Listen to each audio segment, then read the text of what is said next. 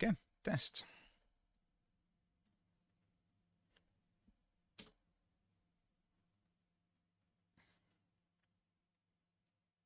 Okay, uh, let's go. Welcome everyone to a very unusual stream. It's gonna be a fairly short one. I'm only gonna work for like half an hour, with none of the usual setup. My camera is off. It's very improvised. The only reason I'm doing this short stream is not gonna be able to stream for the next 2 weeks, and I would like to just try to quickly polish what we finished on Thursday. Thursday we had a very long stream, I think 8 hours in total, something like that, and in which we finished all. Well, we finished. We made work all of the generic function instantiation.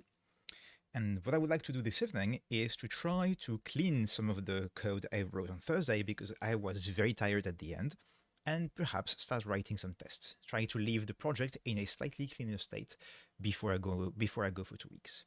So yeah, let's go. First, we're going to remove all the remaining traces because those should not be in there anymore, since we debugged what was wrong last time. And now that's done, let's check that this still compiles and I haven't broken anything. The big thing I want to do is I introduced a change to the way like I inline. There's a function that does partial function resolution, which is used to be able to get everything we need to check a function call or a reference to a function without actually doing all of the analysis for a function, avoiding, therefore, cycles. And I would like to clean that function a tiny bit to try to remove some of the unnecessary back and forth between this core module and other modules and make the API a tiny bit cleaner. One thing I will start with is to go back to the AST, and I think I want to deduplicate this function type and this function info, because they are basically the same thing. The function info contains all the function type information, but also just contains the body. And at the risk of it breaking a lot of things, I think I want to do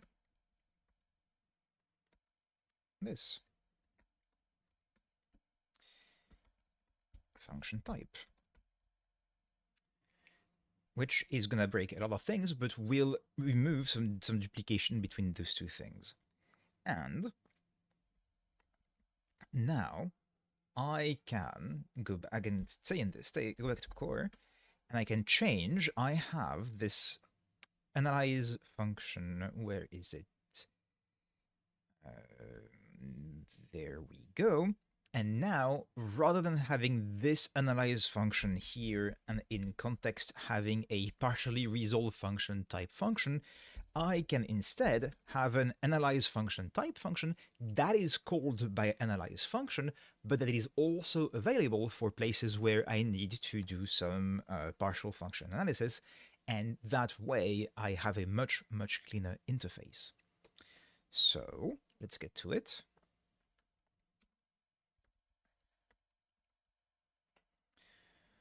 It's going to be something like this, analyze function type, and it will have basically the type you might expect. It will take a function type. Do I need to qualify this? No, it takes it past, of course. And we'll return within our analysis monad a function type resolved. Now, what does this do? This would take a function type.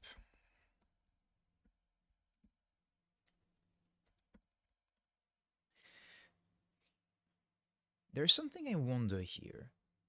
Here, when I do the analysis of the function, I do this set type parameters thing, which is basically do the check of the type parameters, make sure they are correct, make sure that they don't, like, for instance, have names that are incorrect, make sure that they don't collide with other types of names. Make sure that they don't have used like a reserved name or something like this, and more importantly, set them in the scope. Hence the set type and not just validate or analyze type parameters. What I wonder is, should this test also be done in analyze function type? I am leaning towards no, in the sense that I only care about doing this analysis when I actually try to analyze a function, not when I only care about its type. Because if I were to do that, then every time I need to analyze the type of a function I have not fully analyzed yet, I will yield the same warnings if they are already there. I guess I could probably do some error deduplication and that would solve that problem. Maybe, yeah. Maybe at some point we'll do error deduplication, as in if an error has the same line, file, line, column, and error code or something, and we just deduplicate it. Then in that case, it doesn't really matter. And the upside is when I do this analysis of the function type, then I have the guarantee that when I try to analyze the type of the return type of the function, for instance, or the arguments, the type parameters are in scope, which was one of the big problems I had to fix last time. So in fact, even though for now it might result in duplicated errors, I am leaning towards having this here. Which means, I think basically this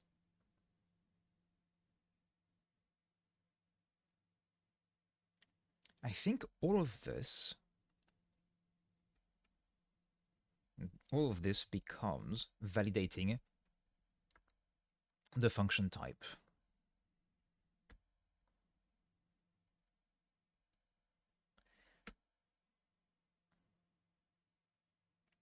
And I think it's fine to do this. It's useful in the context of the analysis of a function. It's not useful in the context... Maybe actually, since it's only useful when analyzing the statements, maybe then it doesn't belong there. Maybe it belongs here. Okay. So what that means is I am going to need here to return the new function type, which will contain, let me do this and open the AST here.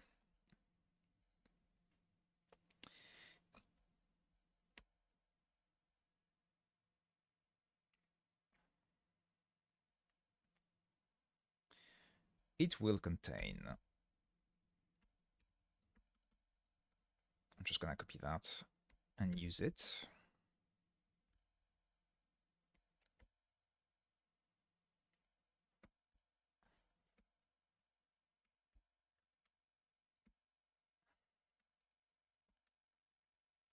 So the parameter will be the resolved type. The arguments will be the resolved args. Oh, actually, no. The resolved type is the returns. The parameters are just the same because they are unchanged. They are still just the name of the identifiers. Those do not need resolving. They stay the same after the analysis phase. Okay, so that should be all that's required. And now, excuse me, here, analyze the function. We can get the resolved fun type, which is the result of analyzing the function type of the fun type. And here I set current fun type in the scope to the resolved type, which is the fun type return of that resolved fun type. I now resolve the statements, which I guess to be consistent, I should actually name resolved body. Align all of those operators so that this looks better. And at the end, I create a function info where the fun name is unchanged. The fun type is the resolved type.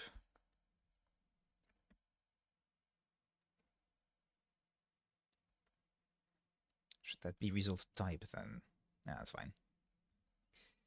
And that's for later.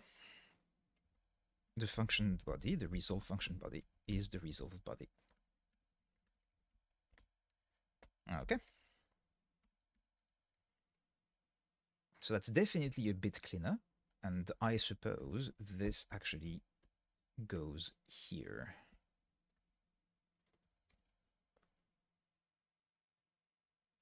There we go.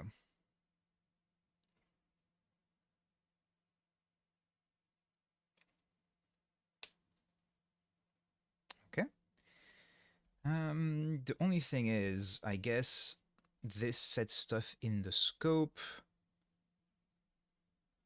which is not a bad thing by itself, just is unnecessary when we only care about the type itself. I think that's fine.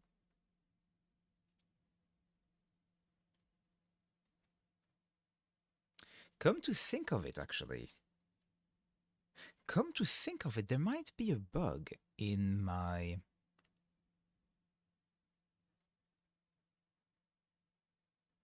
No, okay, it's fine.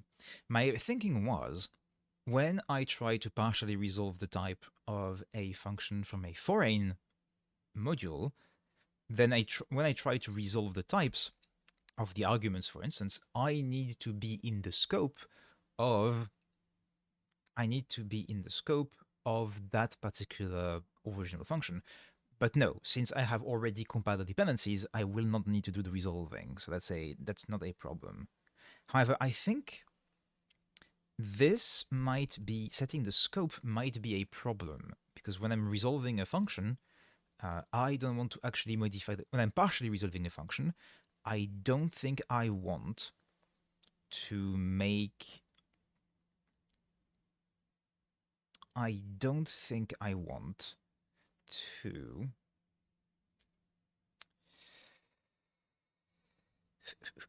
put those things in scope. So I think this particular thing should be moved. Modifying the scope should not be done when analyzing the type because that would introduce issues. This must be done only when we actually gonna resolve the body, and therefore it needs to be moved to analyze function. Okay? So here we have already the fun type, we have the arguments. We can now just do some of this loop.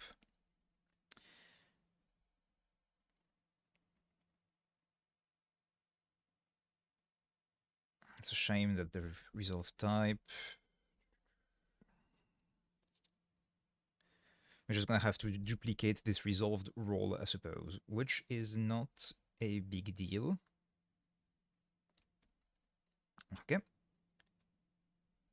So that means that here, and I guess as a result, I don't need to vertically align the things because I'm gonna break it anyway. For each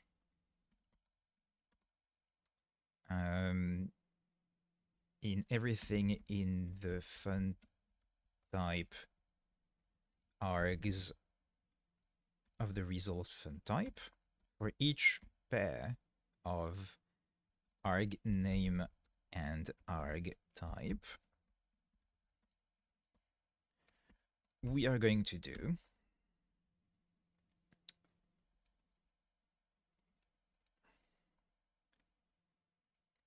this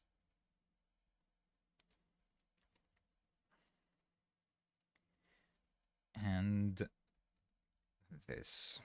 Because we have already validated everything, it is enough to just... Actually, since the resolve rule only appears once, maybe it's not needed. We can just do that.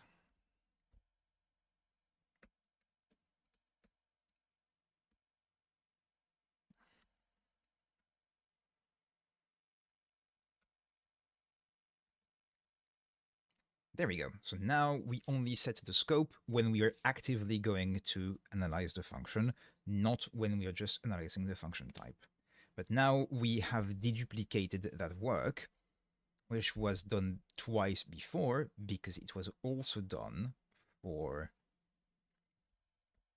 It was also done partially in here where we would resolve.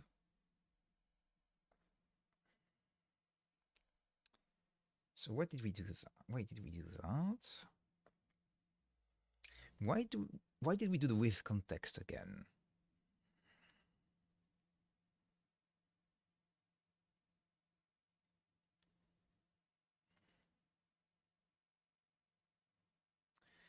What was the logic there?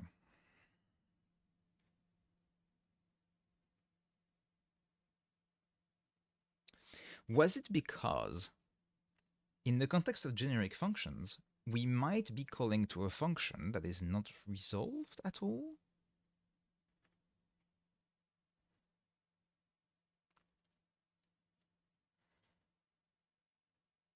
Hmm. I am not sure I understand why we need this. This was a big thing we changed last time, but I'm not sure I understand why we need this.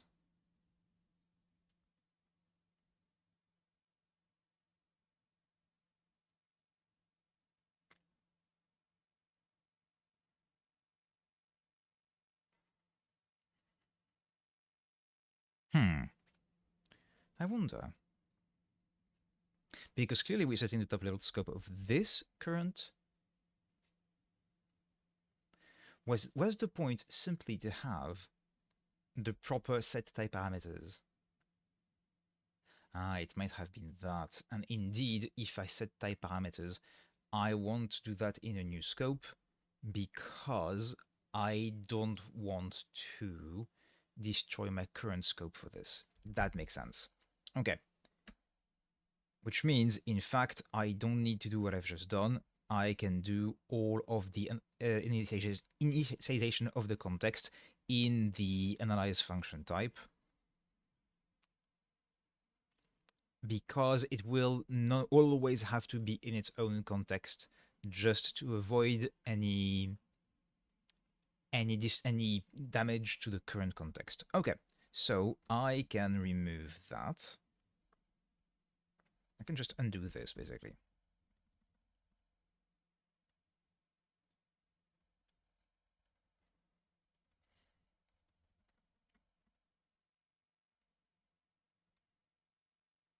No, this part I want to keep because it was, there we go. It was here. Okay, so I want to keep this.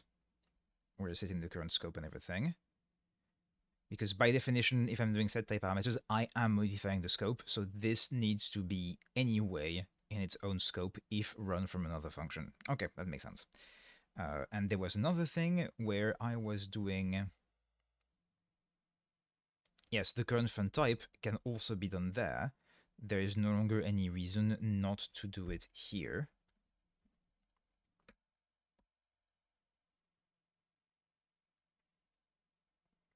And it's now all done as part of analyze function type. Okay. Perfect. So this is now a lot easier. Analyze function type gets the fun type, does everything, and resolves the body. Okay, so now analyze function is a lot more straightforward, which is good. Now, that means that from the perspective of this, of partially resolved function type, which is something that does take a function info, interestingly, what we are gonna need to do, we are just going to need to call the resolve function type, basically. That's the only thing we care about because we need a function type resolved. To the point where I could probably not take the full function info as an argument unless I need the fun name, which I don't. Perfect. So I could instead just take the function type, which might already be resolved, in which case resolving it is a no-op.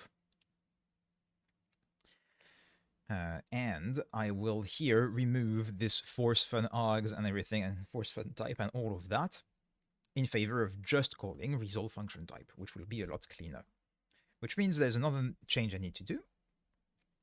I have, as part of this, like, those functions accept either a passed or a resolved version. I have some type class magic And I have analyzable, which is something that takes. And I think force type is no longer going to be required anymore.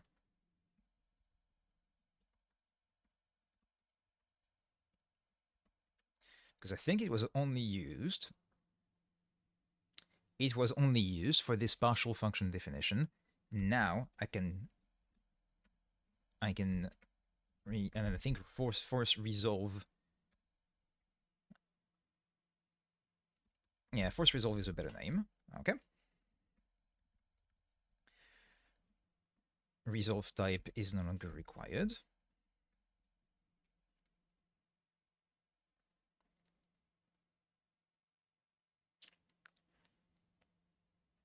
Aha.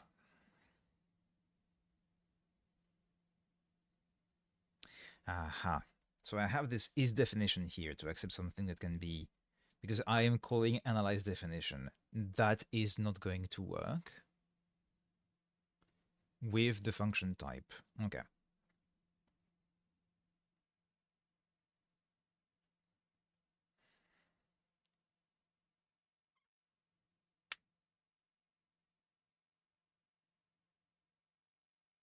Okay, so maybe I need to keep this version as being. I might need to keep this version as being the one.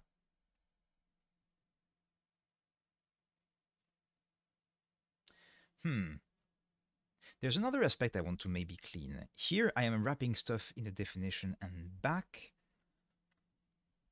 The reason I'm doing this is that I want to call not just analyze function or analyze like type alias or struct anything.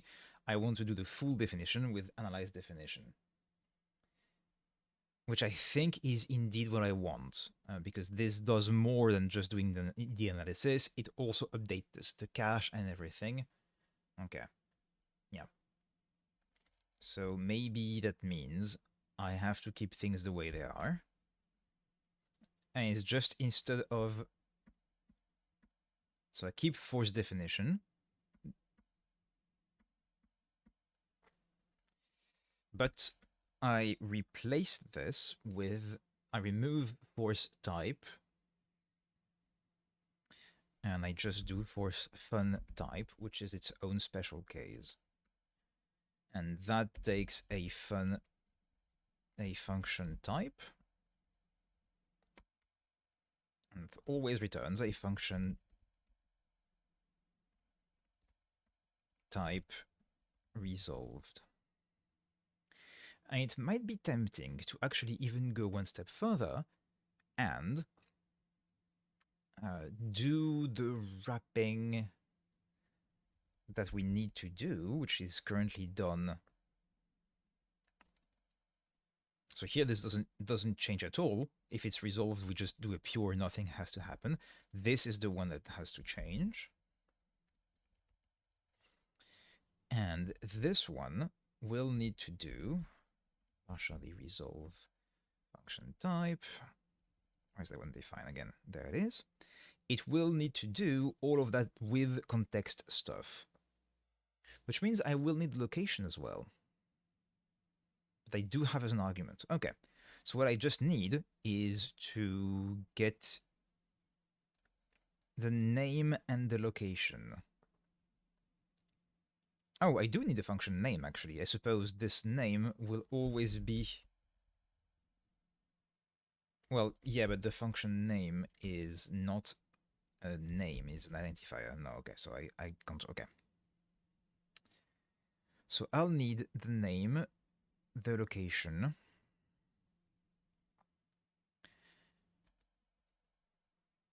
Yeah, name, location, function type. I think that's what I need. Okay, let's do that. So this requires a name, a location, a function type, and this gives me the version resolved. And this with the name, the location, the info will do.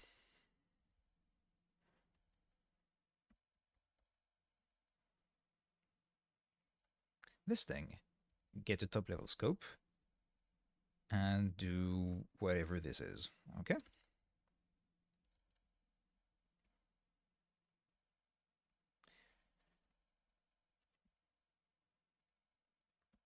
So we get a top level scope.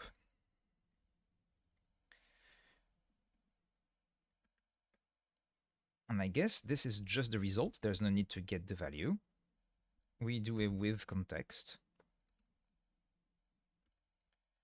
And in that context, we don't need to do set type parameters or anything like this. The only thing we need to do is analyze function type of the info, which gives us a maybe value. And if it's nothing, we just abort. The same thing we do here.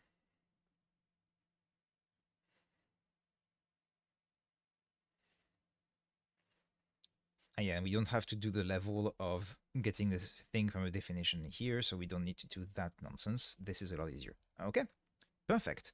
That means we can change one thing. Here in core boot, we had... why do we have analyze function here? Oh, it's needed for... It is needed for when we do the instantiation, I suppose. But set type parameters was weird to have to expose. We no longer have to expose it. We just need analyze function type now, which is a function type passed and a function type resolved. And now the things we need from outside of core for like circular definitions where different modules have different responsibilities is analyze definition, function, and function type, which is a more consistent API, which is why I wanted to do this change and not leave the code with the slightly uglier version we had. Okay, so now I can go back to the partially resolved function type, which does all of this, and now the resolved function type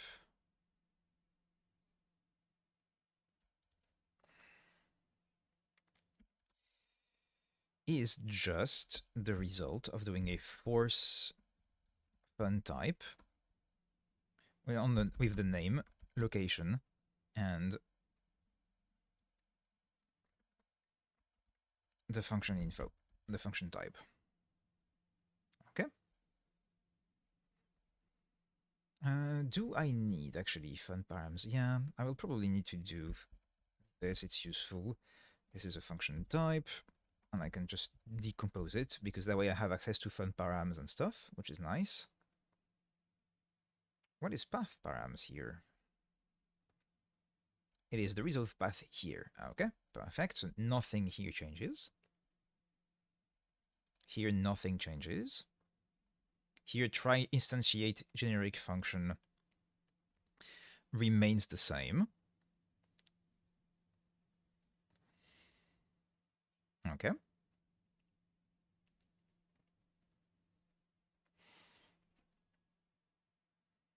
Yeah, nothing here changes, except this is no longer required as a thing because I have the resolved function type. There we go. Here, force fun type, force fun arg are no longer required because they're now done properly as part of the analysis of the function where we will do the analysis. There we go. Resolve type and so on. Okay, so that's definitely a lot cleaner. And the API from core is cleaner. Calling back things to core is cleaner. The API of the analyzable thing is cleaner. That is, I think, definitely an upgrade. The big thing now is since I've changed the shape of function info, a bunch of things are going to be broken. This includes the parser. So let's go and fix that.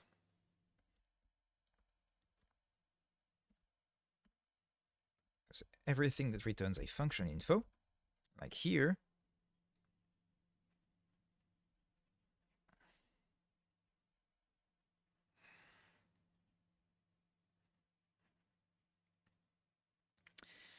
Let me remember what has changed. Steam.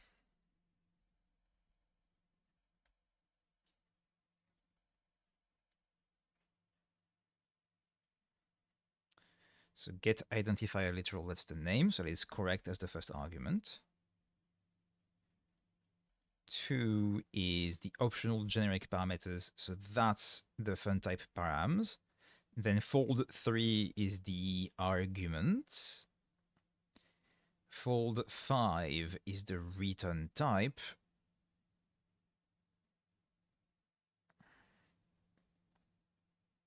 Wait, no.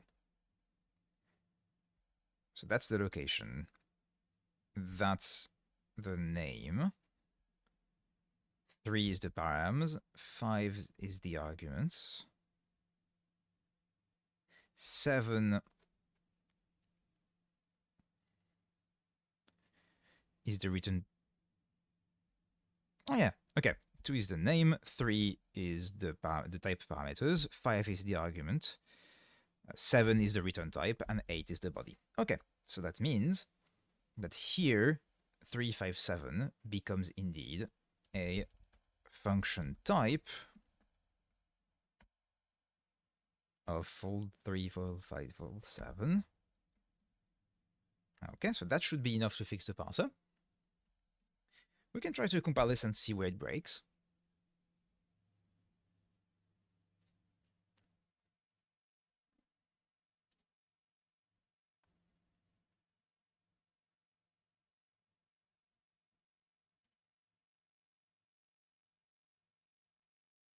Okay. Ah, yeah, of course. The pretty instance is going to be broken. So I am going to need a pretty instance for function type.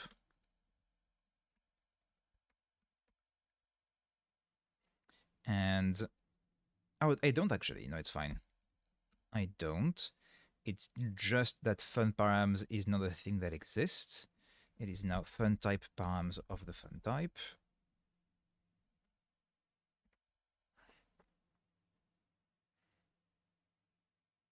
I'm almost tempted to actually do a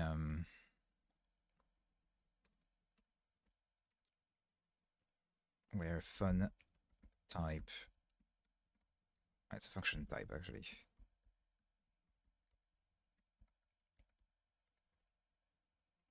There we go. That way I have access to just fun type params here, fun type args here, and fun type return here. Okay.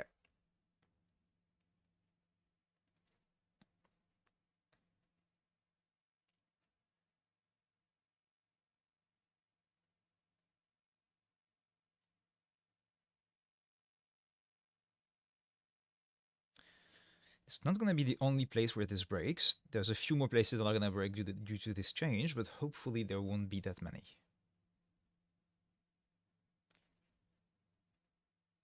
Well, import is redundant is always good news. I welcome those changes.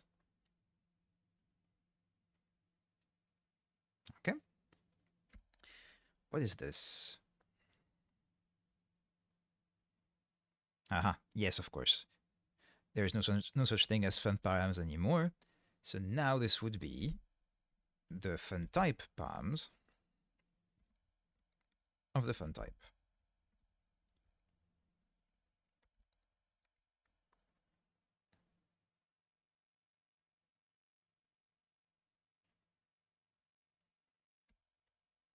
Okay, we have some similar things here. So when we are trying to fully, okay, so we do need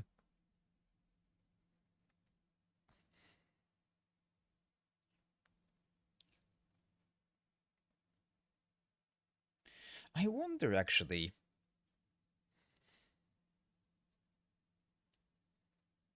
I have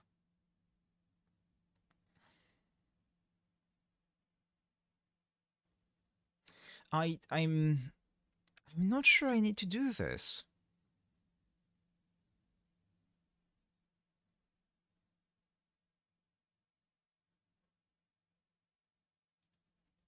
Well, okay, no, that's not true. I was thinking instead of calling analyze function, maybe it would be enough to call analyze definition and make use of the fact that I do have everything I need to just wrap this into a definition and send it on its way.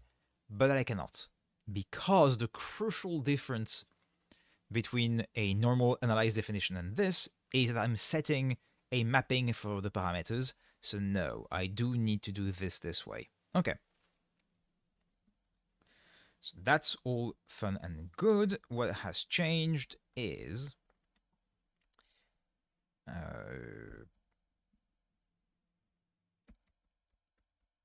param names will be the fun type params of the fun type of located of the located definition, which means here I can replace this as param names. Okay. I'll grab a drink while this compiles.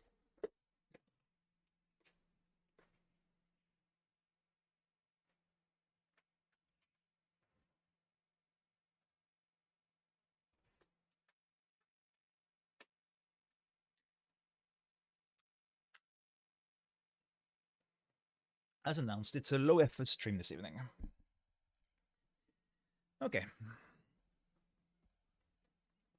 Now, what do we have here?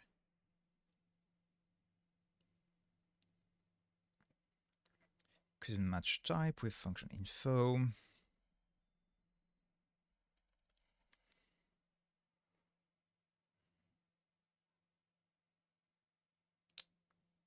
Oh yeah, is it just that I don't need the full function type for partially resolved function type? I think that's what I've changed.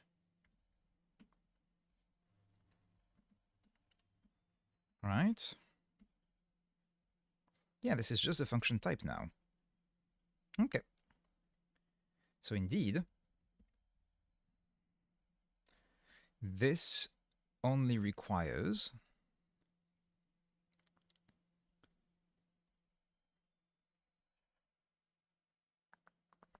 this function call is a bit ugly. Let me actually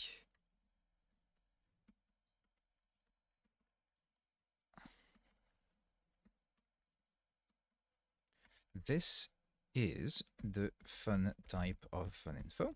Okay. I'm going to do the same thing here because I'm going to have the same error. It's more lines of code, but I find it more readable overall, which is probably better. Which is absolutely better, even. There we go. And let's have a look at any other call of partially resolve function type. Well, that's one of them right here.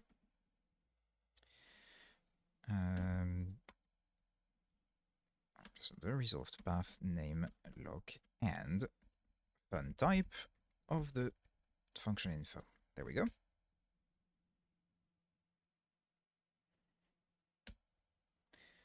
And that's another one.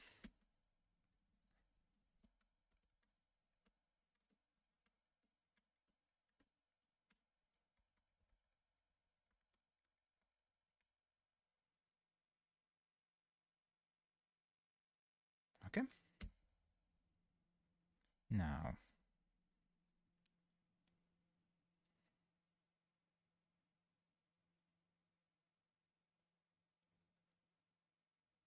oh yes, of course. This dollar here interferes with this use of. So if I wanted to apply to the result of with context, I need to do that. Okay. Oh yes, of course, pure no longer works since now I have name and location I have to ignore.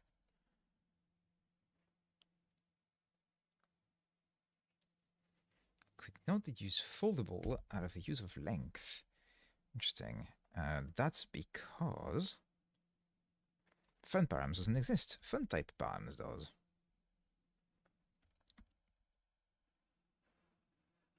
Likewise here. Likewise here. Likewise here.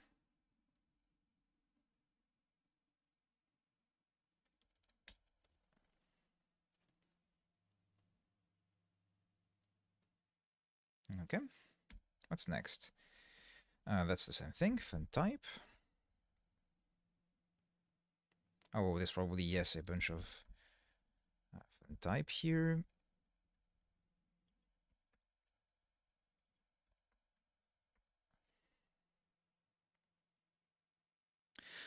I could actually do a thing where, since I'm not using a prefix that's correct anyway, I could, since there's not going to be any overlap anyway,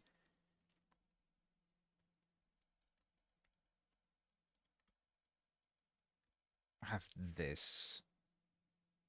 Maybe that's not the worst idea.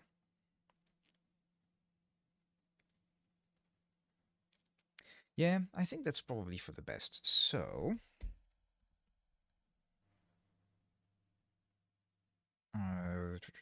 I need to do that. Actually, do I need to save core? Yes.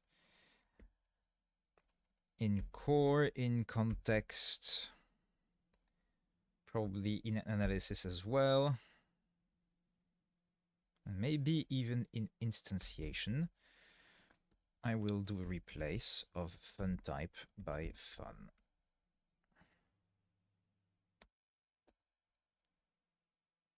Oh, that was bad. That's not...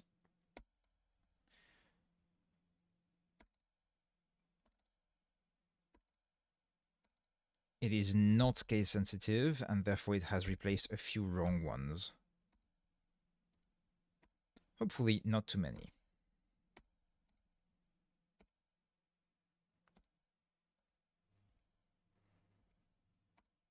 Honestly, I could probably just do that and go fix the ones that are broken afterwards. It might be a lot less work.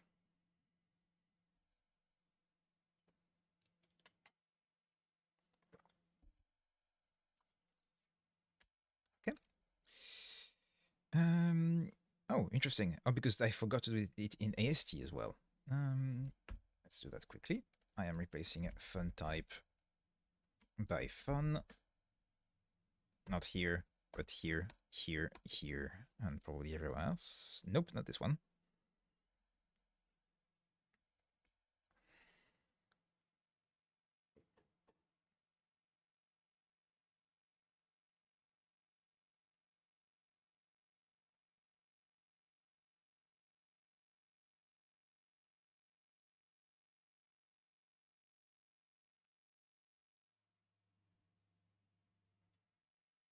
Hmm.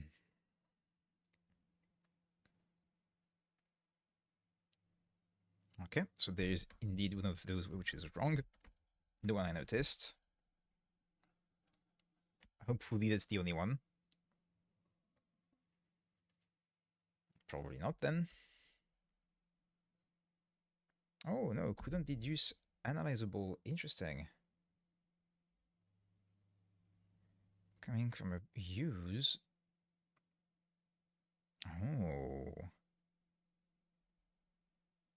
that's interesting. Where do I need to specify analyzable?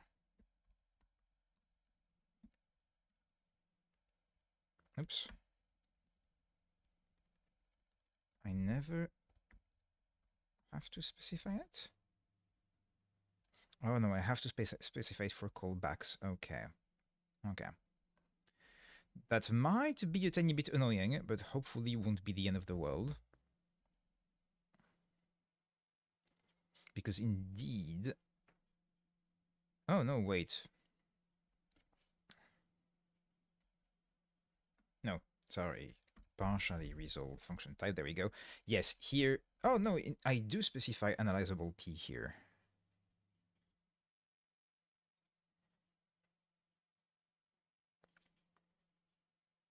Ah, but it's at the call site that I have the problem. Okay, let's see. Because now here, this constraint need to be available for... Okay, so resolve callback. Oh, it just doesn't know that this is the same type P as in this. Ooh. Oh, that is annoying. Oh, that is extremely annoying. Because with the resolve callback thing I'm using here, I don't have access to the type P here that would allow me.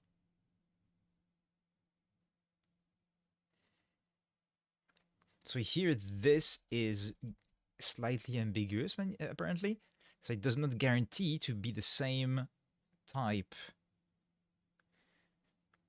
So maybe here, if I actually give the fun type, it's maybe because this is wrong, actually. Maybe if I do fun type here, maybe this will suddenly work.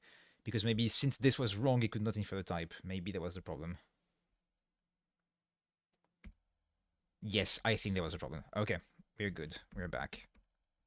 Because without this being something that types properly, then it doesn't know the type of the argument P that is given here, and therefore can't verify a few things, including verify that the instance is in scope.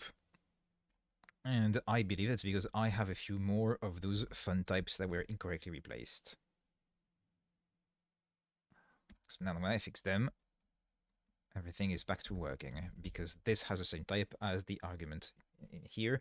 And since we have the constraint as part of the resolve callback, then the constraint is indeed in scope, which, okay, perfect. And so fun return of resolve fun type.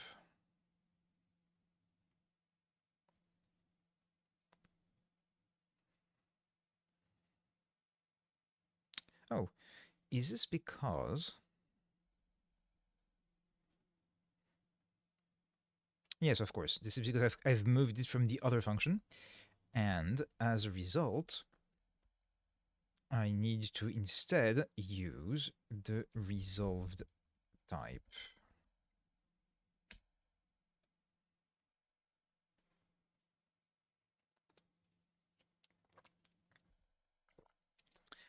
Fun type shadows. Okay, that makes sense. This would be...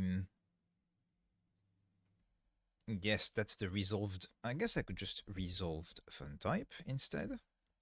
And look for fun type in this. This is the resolved fun type.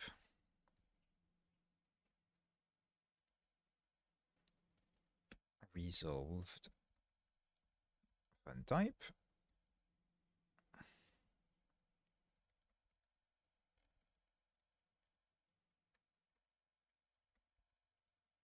Oops. Okay. And now I just need to go check, at the very least, the analyze call args.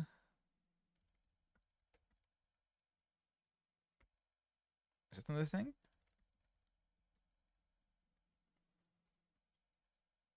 Oh, here I just decompose it. Okay, that makes sense. Perfect. With that, I think we're mostly done with cleaning this back and forth between the files. Having a much, much cleaner framework for reasoning about this.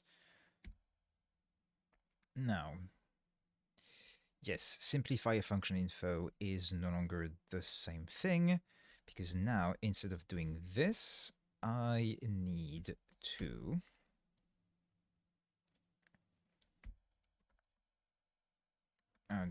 just simplify fun type. Here I can remove the type part. Okay. Arbitrary. Okay, so we're now making the tests compile, which is good. So now I'm just going to create a new arbitrary for function type, which is just those 3. And now this is 3 as well, if I remember correctly. Let's look at the AST.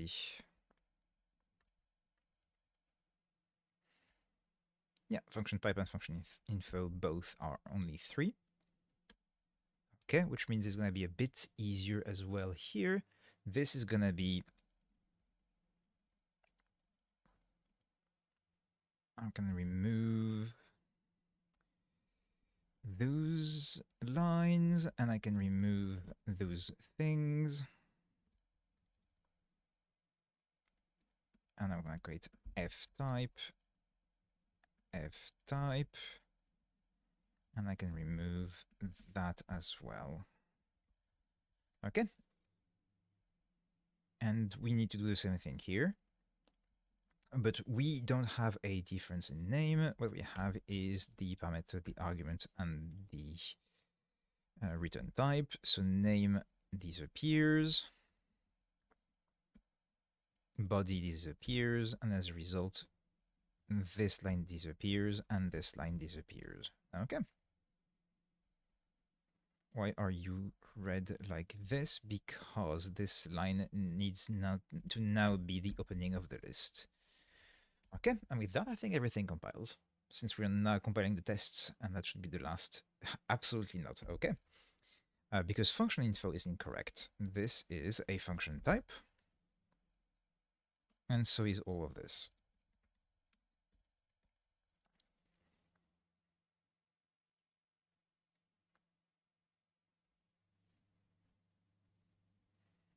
Okay, arbitrary compiles. The test compile as well, hopefully. Okay. So we've done it. We've done the very small cleanup I wanted to do before leaving for 2 weeks, which was, again, cleaning the interface to core that we need, to not having the set type parameters thing here, and so that in context, when we do a partially resolved function type like this, instead of having a lot of complicated stuff about it in the context, we just do a force fun type, and now that just does the thing for us, which is a lot easier. And this, all of that stuff is now deduplicated because now what is used here is also used by the normal function result, like function analysis function, which means we deduplicated some of the analysis, which is always good. Okay. The only downside of this deduplication is if there is an error in a function type, and before we do the analysis of this function type, we are going to go through the analysis. Well, and if we haven't gone through the analysis of the full function and therefore mark it as resolved already in the cache, we'll be going through the analysis of the we'll be going through the analysis of the function type multiple times, which means if there are errors such as shadowing arguments or something like this, we'll be reporting them more than once. There are 2 ways to avoid this, neither of which I want to do now because it is out of scope for the things I wanted to do this evening. One of them is to deduplicate errors that we emit. For instance, if we detect that we've emitted twice the same error for the same file, same line, with the same kind of error diagnostic, then just deduplicate them. The other would be to keep a cache of evaluated function types in our context, in our state, in our analysis state, which means this force fun type would try to get the cached version of a fun type, and as a result would avoid actually this might be not that complicated to do. Maybe we want to do that. That would actually be useful even for the analysis of normal functions. Yeah, maybe let's do that next, actually. I don't want to stay too long this evening, but we can do that quickly, I think.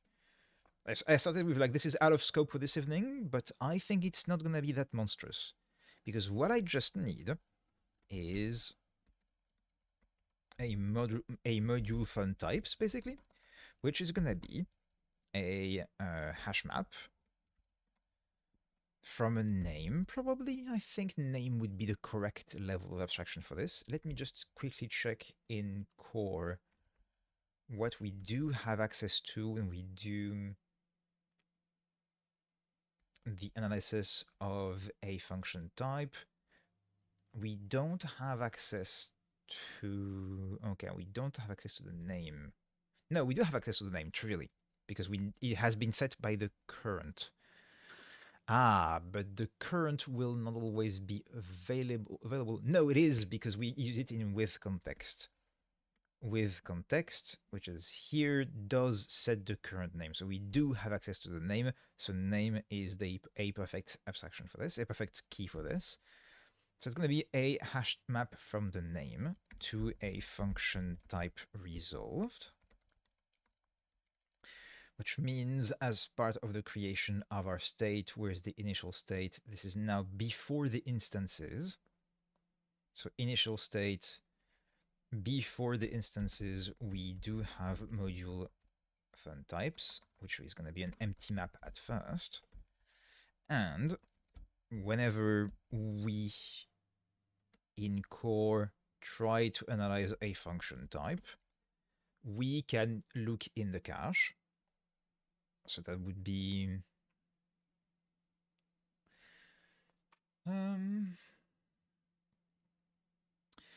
this would be a simple call to uses module fun types, and the function we apply after applying that lens is a lookup of the current name, which we therefore need to look up first. Current name is well, current name that will not be will work. Fun name will be that's also not gonna work. Name, use current name. There we go. We get the name from the scope. We do a lookup of the current name on the cache of the module fun types, and we can do a case of that.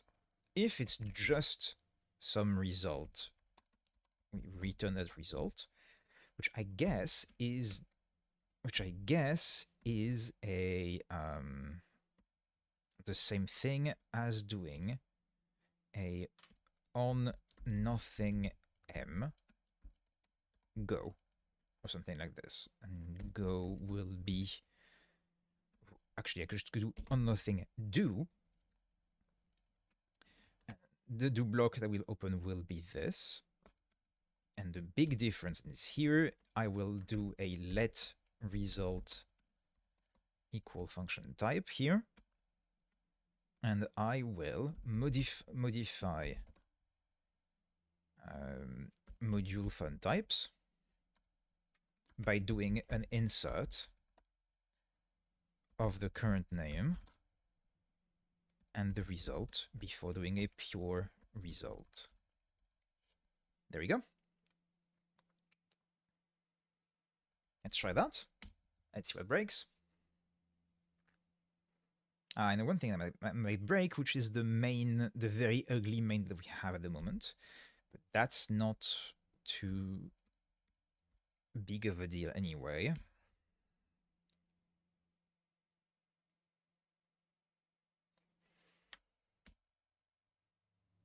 Oh, yes, of course. It's not current name, it's name. Current name is name of the lens. So I need to do this here as well.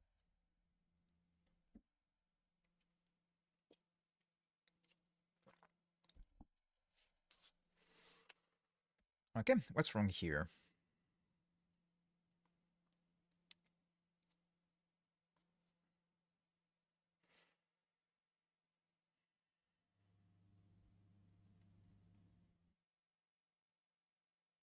Is my use of modify incorrect?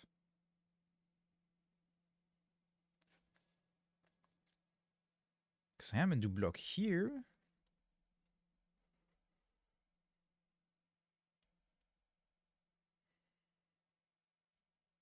Oh, of course, yes. This is not this. I'm using this wrong. What I want to do, this is a lens.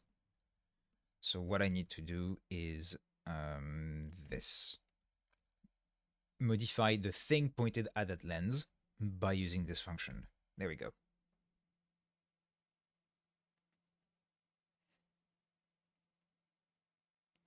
What time is it? Okay, not too late yet. Because there's one other thing I want to do. There is one function that I have made a change to on Thursday to make it work, in which its name has become inconsistent with what it does, which I really don't like, and I want to fix. Okay, now that this compiles, and we've cached the analysis of function types, that's better than before. the last thing I want to do is here in core. I have type matches somewhere, which is this thing where like types are compatible with one another, which is not the same as equality. For instance, a type parameter is the same as far as type checking goes as anything else, because we don't do type checking on generic functions until we instantiate them. Types all match is take a list of type and make sure that they, like every pair matches for every pair in the list they all match. They're all compatible with one another. But I do have somewhere as well this function, typedif, and it is profoundly incorrect for one very simple reason, which is that here, when I encounter a type parameter on the left, I always claim that they are different, which is not the same thing. It's not absolutely not consistent with the behavior of here, for instance. This function, one might expect that the pairs return would be pairs for which type matches would say no, and that is not the case. And as a result, this function needs to be renamed, and when I finally do a documentation stream, it needs to be very clearly documented. I'm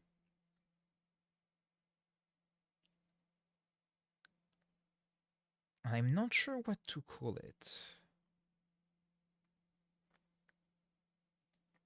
Because I think it is only used... Let me check. Because maybe I can name it by also changing how it works. Which is, it is here for the struct fields, okay? In which case, I am only interested in cases where there is a type parameter on the left, anything else is a wrong type. And we do the exact same thing here.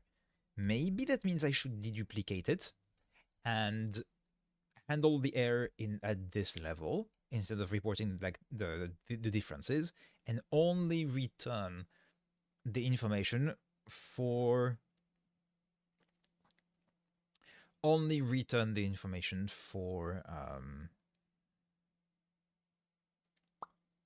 for type parameters, which is the thing I actually care about. And here I'm doing a report for all of them, and then I validate. I can do the same thing here. I can just do a report and let the caller validate. Okay. So let's change type diff. I'm gonna copy the use I make of it because it's the same twice. So might as well deduplicate it to have as a reference, basically. Type diff, where are you? Okay.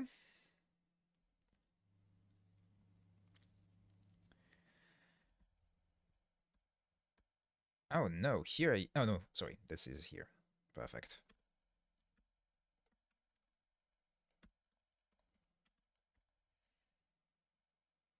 So the only thing I care about is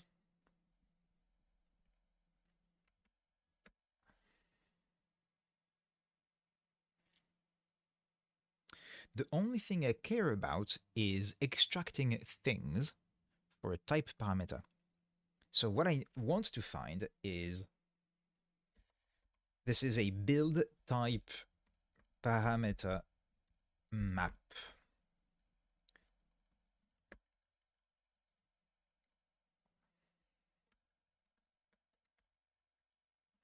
Which I'm gonna P1 P2 is fine. Okay. And this is no longer gonna be that. This is gonna be an identifier, which is just a name of the type parameter. And this is the corresponding type information. So we return a list. So when I find two top-level declarations,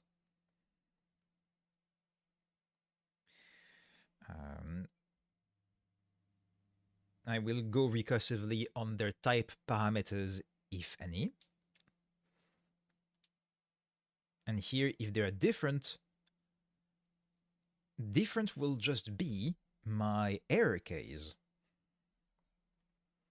So if I find two types that are different in a way that is not the way I seek, here I can report error wrong type.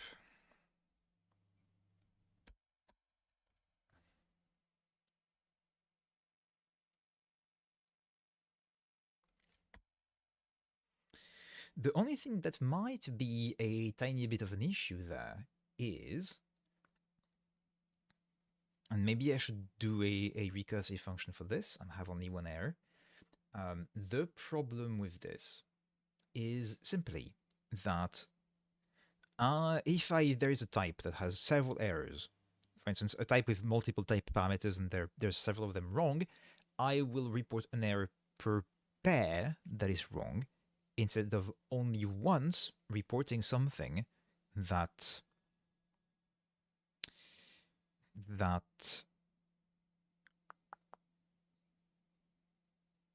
instead of only once reporting the one error between the two root types. So maybe what I want to do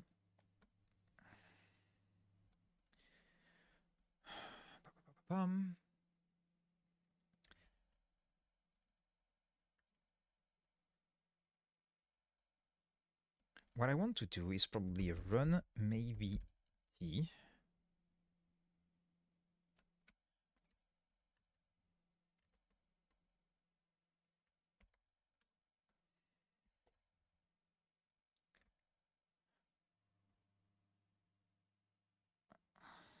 which is basically, have we succeeded in extracting the thing of go p1, p2, which will be running in a maybe t monad on top of our basic monad, and on nothing. So if this returns nothing because it failed, then we will report that those two types are different.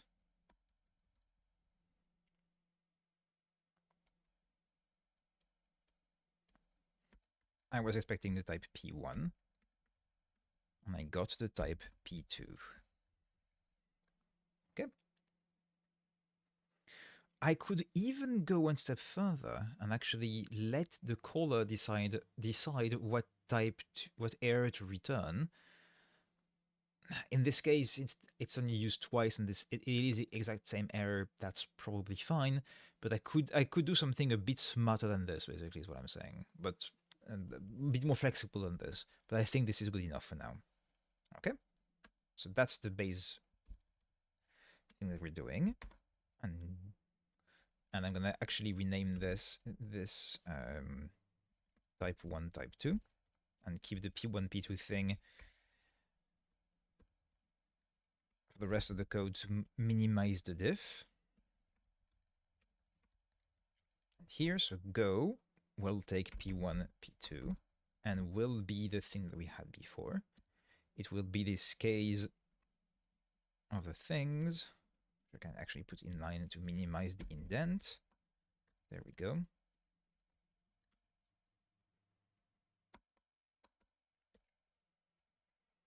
So if we have two top level declarations, that's correct.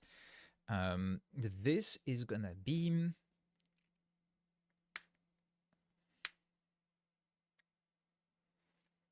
we go recursively. I think this is different is no longer this error report wrong type. That's no longer true. I think this is just the short circuiting, which will be an M0 basically.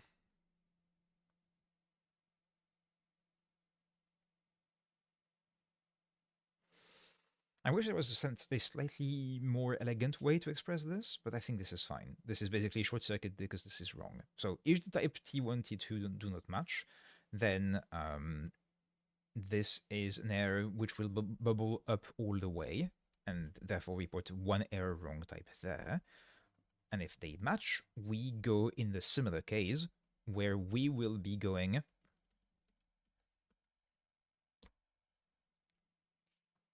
through the types of the thing on the left and the thing on the right.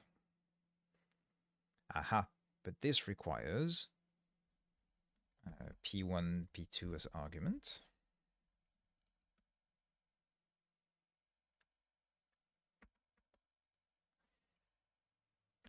So same thing for the a built-in type, which should not have any type arguments, but for now, but at some point some of them will. When we find a type parameter, this is what we want. This is the thing that we want. We want the name here. And we want the value here, which is gonna be the associated type. And we want to return pure of... Wait, that's not correct, is it? What did we have before?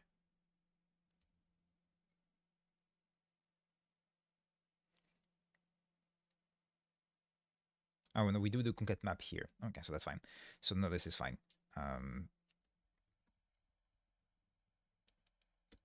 We return a list that contains one element, which is the association of this name to this associated type.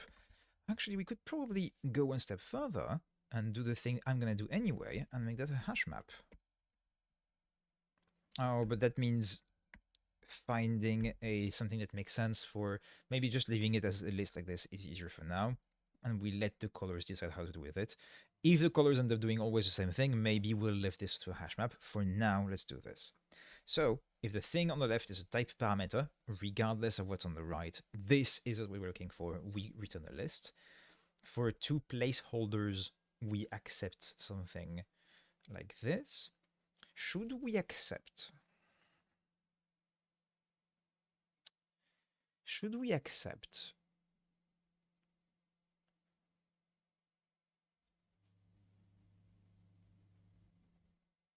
what happens for...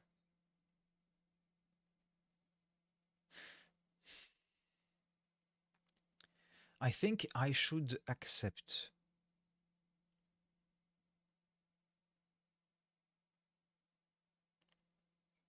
as a no-op placeholder in the sense of like, okay, we don't know what that thing is.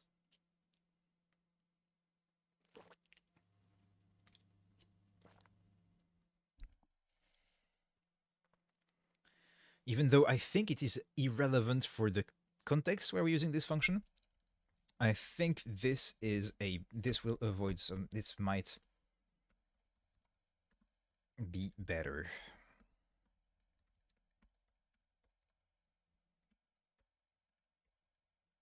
Typing is hard, I swear. There we go. If we have two function pointers,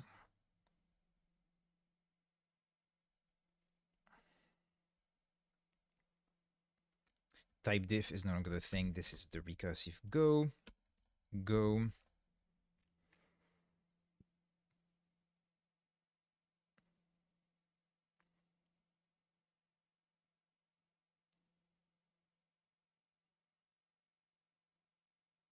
this will be for two types that are similar, where we call the similar thing. We're just gonna be getting an empty list anyway, so that's fine. Default placeholder is just here. Okay, perfect. Okay, that should be a lot better. It's going to be broken in a few places, but at least we no longer have a function called typediff that doesn't do a typediff. We have something a lot more consistent. Okay. And yeah, if you have any things, we have things that don't match. We didn't have a type parameter on the left. We didn't have a placeholder somewhere. We have something that just doesn't match. And we need to consider that it's different. Okay, and that's fine with me. And different just means short-circuiting, basically. Okay, let's see.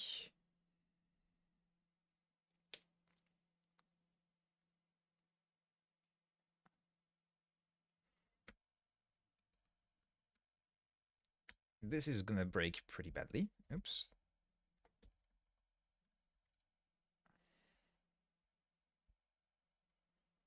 It does indeed, but exactly where expected. Type diff no longer exists. This is build type parameters map. And now this list contains no longer left-hand side, right-hand side, but it contains param name and right-hand side. Because we are guaranteed to always be in this case here because we have matched that for sure. We don't need the cat maybes anymore because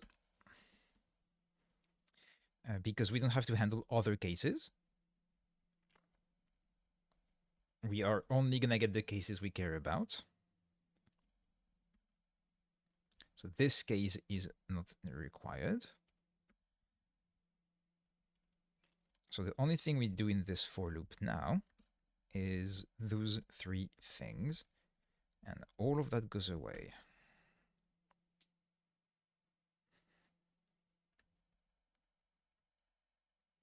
I'm half tempted to actually go here.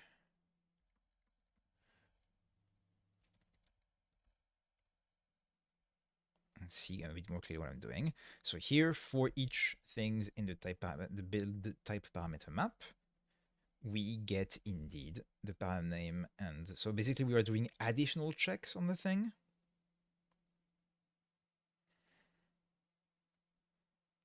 Which is not the worst idea.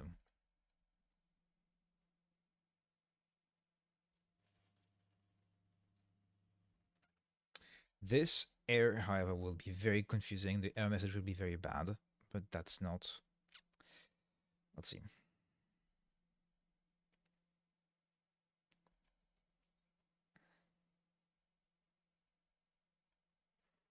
Okay, and then everything should be the same.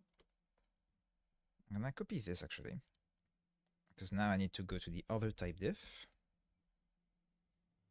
And I can probably replace it the exact same way.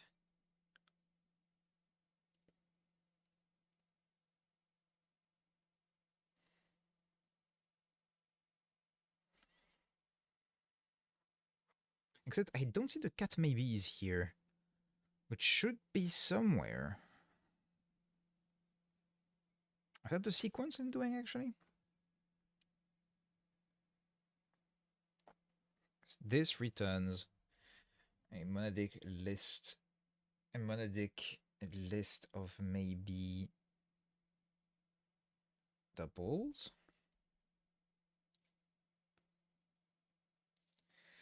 This then returns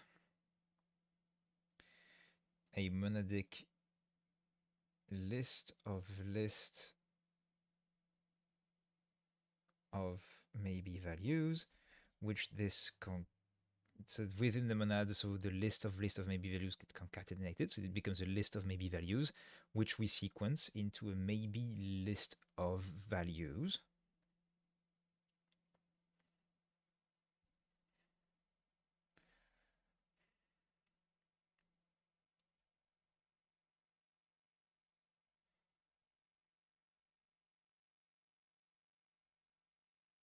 And I guess this is no longer required. The sequence is no longer required because we are no longer going to have maybe values. The only thing is the old diffs might be empty. Can we guarantee that the old diffs being empty results in the same as this, basically?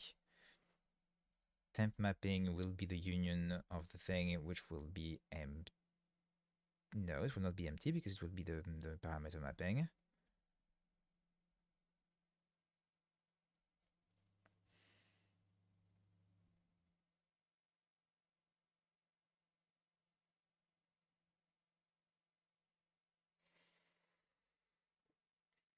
No, I guess that means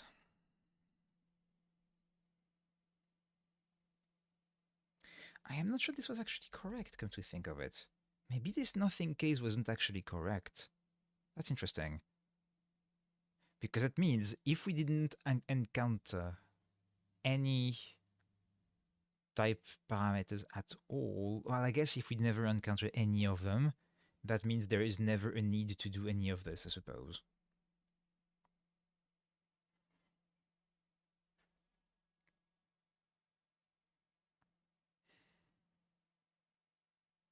which means it's probably fine to keep this general case. Okay, let's try that. So here I can remove this type diff thing and copy our version, our new version, that uses this new build type parameter map function, which removes this, and correspond to this. Okay, that's the exact same code. That's the exact same code. Okay, so it removes all of this. And that no longer returns a maybe. So we don't need the sequence anymore, which we have already removed. The concat is enough, which means we don't need a case all diffs of. We can remove all of this. Except all diffs is a bad name for it.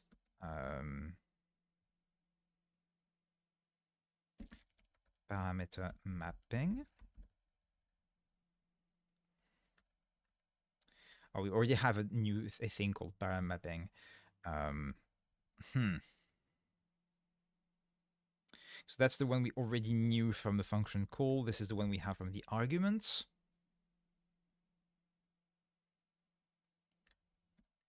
So args param mapping, I suppose, which shows up here, args param mapping.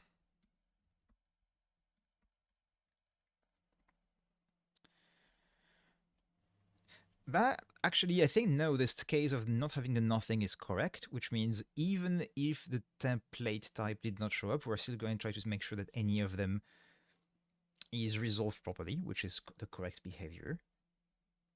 Revalidate, new mapping, okay.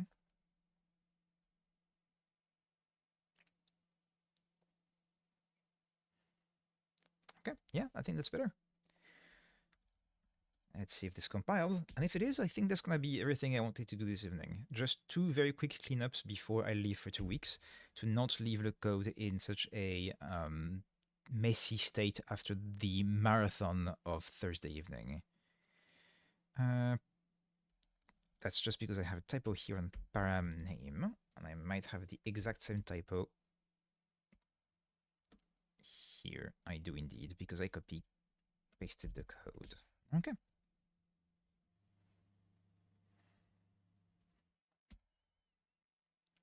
Aha, but now I have to debug this.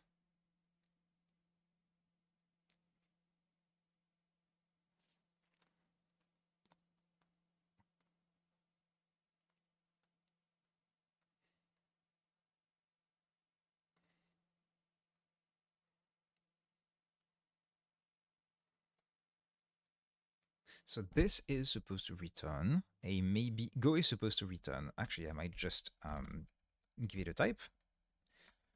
For now, at least, just that the compiler can tell me where I'm wrong about this. I'm expecting it to return. Oh.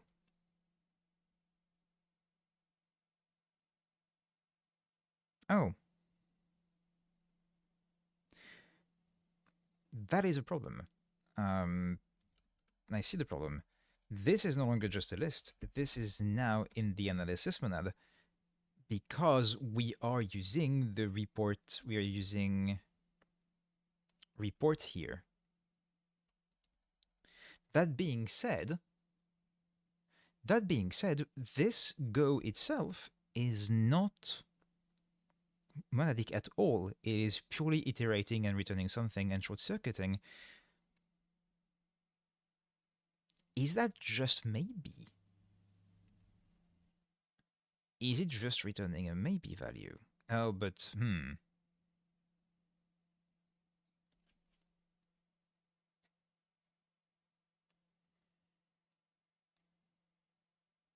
Yes, I think it is. So I don't want to do this thing. I want to do a go type 1, type 2 on nothing. I want to report an error wrong type like this. That's what I want to do. Okay. Okay. Which means there are a few things I need to change. Pure doesn't make sense anymore. This, well, I guess it does, since this is a maybe value. Pure is fine. However, here, since I'm returning something in a maybe, I need to put it in a maybe. So pure goes like this.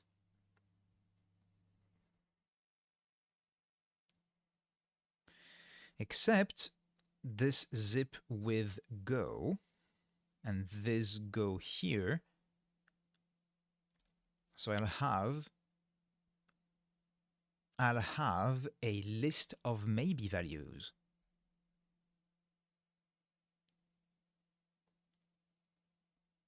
So this gives me a maybe value. I could actually just do a do block here in maybe.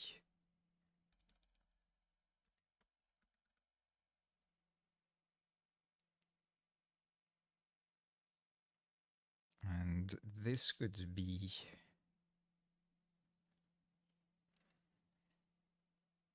how do I name this? Just arg result will be a sequence.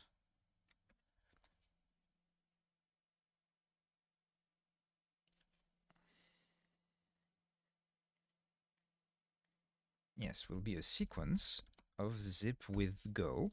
So zip with go will create a list of maybe value. I sequence, I get a maybe list of value, and I hoist maybe that. Well, no, I don't. I'm in maybe. I'm not in maybe t. Okay. And the return result will be the result of calling go return 1, return 2. If both, like either of them succeed, we short circuit because we are in the maybe monad. And if that's the if I end up here, it means both of them have succeeded, and I can return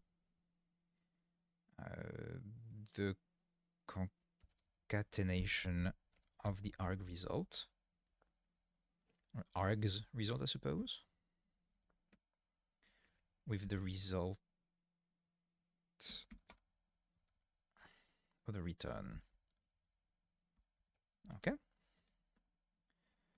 Different is no longer something that makes sense as being M0, although I guess M0 is M0 as a maybe of int. I'm gonna need a few more things. Data monoid at the very thing, at least I think. Huh, no, M0, where's that from? Oh, it's a magic thing. Well, maybe it's from, is it control applicative?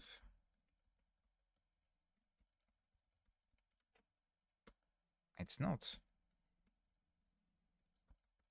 With an M prefix, probably control monad. Yeah. Okay, so M0 exists, although I think nothing is a lot more explicit, given that here we are just in a maybe, which means I might do just here instead of pure, just to make it very clear that we are returning something in a maybe.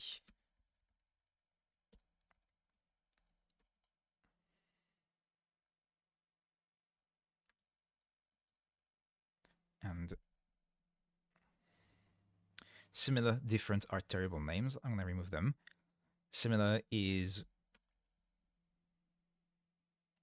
check args. That's a better name. Check args, and different will become nothing every time.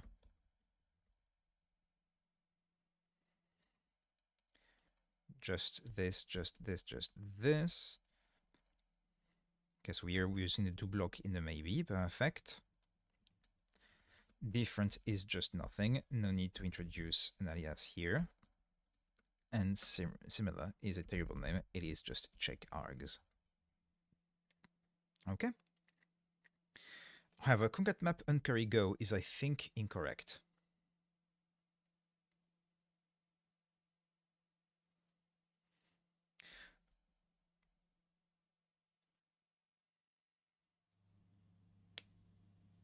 Could I, instead of doing an uncurry go and everything,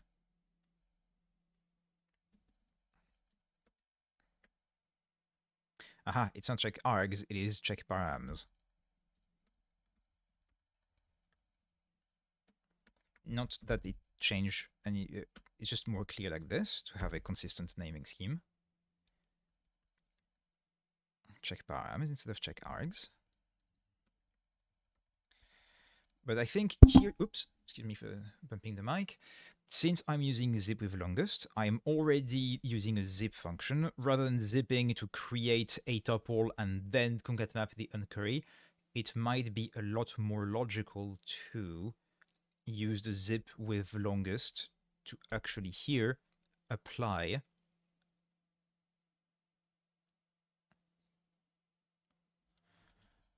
actually it's missing the argument here.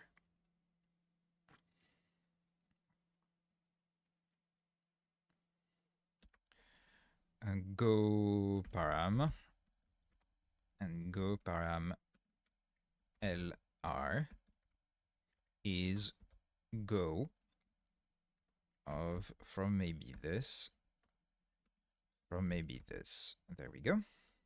So now we do the recursion like this. So now, after doing this dip with longest, we have obtained a list of lists of maybe value, which means we can concatenate them.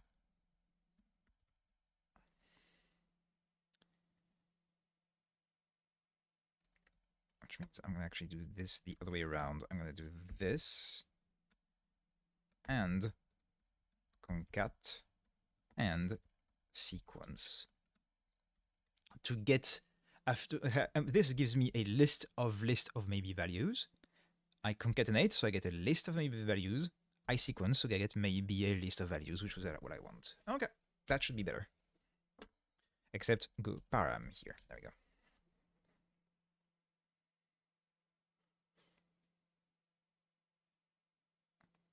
Aha.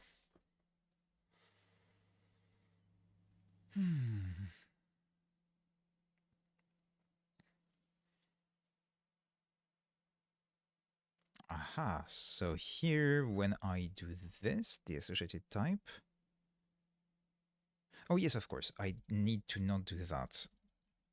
I can't match this, I need to just return the P2 altogether. And I think that's it. Okay.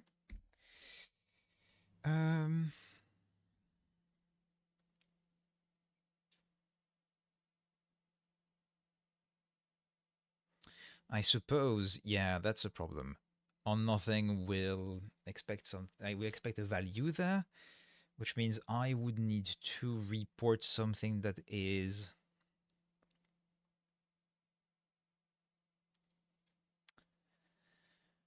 let me see where I call build type parameter map. I validate here a lot later. I think this makes no, it makes sense for those. I think I should just. The problem is that those errors do not make any sense if I have an error that happens in part of this. So I should.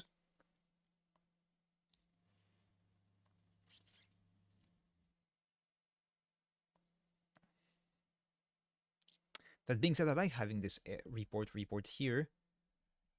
I think I should just, however, validate here before moving on to using all diffs, which I think is going to be the case for the other case or of this. Okay, so I do this already. I do a first validate here, so I was already doing it properly. Perfect. So that just means here, basically, I need to, since I've reported the error, but I'm not short-circuiting yet because I'm trying to report more errors before I continue, I need to return a dummy value that allows me to continue doing some analysis. And I think a dummy value that makes sense is an empty list. Or I could do something a lot better. Rather than doing this maybe M and short-circuiting, yeah, I should not do that. Let's... no, because I want to I only want to report the error for the top level type, not for any diff within.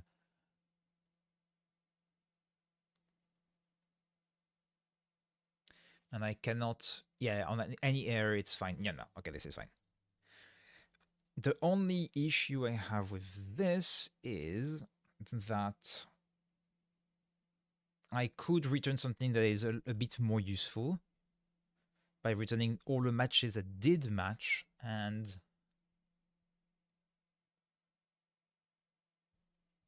I think this is good enough. I think this is good enough.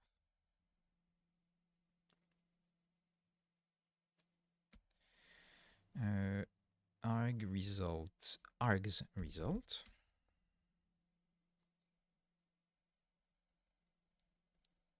Oh yes, of course, and that is a problem now, because now this returns something that is monadic, which means I cannot. This doesn't give me a value on which I can do a for. I'm gonna need to give it a name. Param.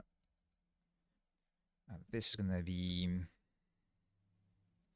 field mapping is gonna be this, and for field mapping, which I could rewrite as a traverse, but I think this is fine. 4 is just a traverse with argument swept anyway.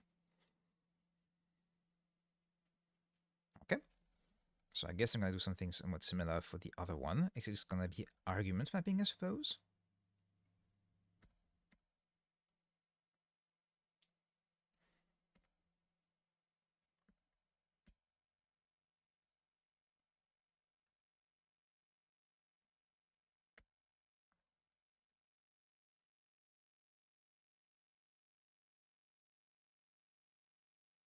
It's called field type. I guess because I've copied it from elsewhere. So I can keep it being named field mapping as a result, and keep the for field mapping.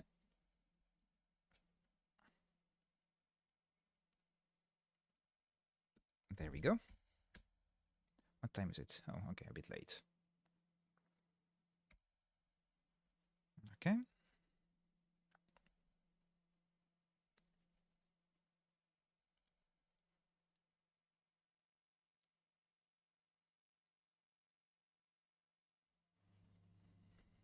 Aha. So why does this expect?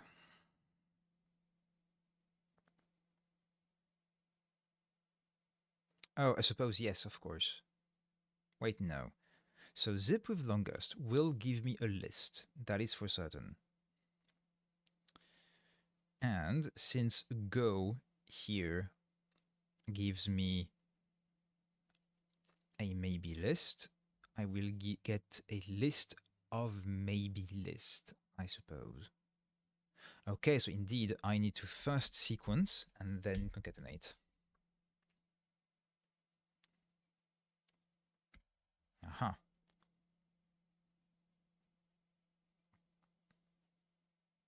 Yes, I sequence, so now I have a maybe list of list.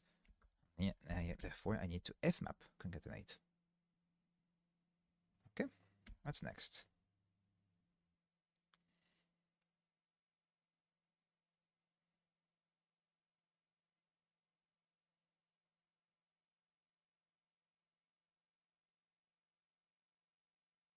Oh, I do still have something that does a pure just here, which is not required.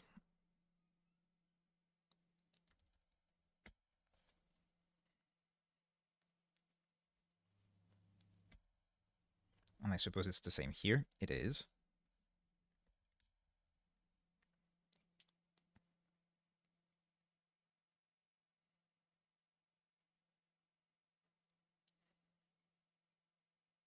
And hopefully that's enough.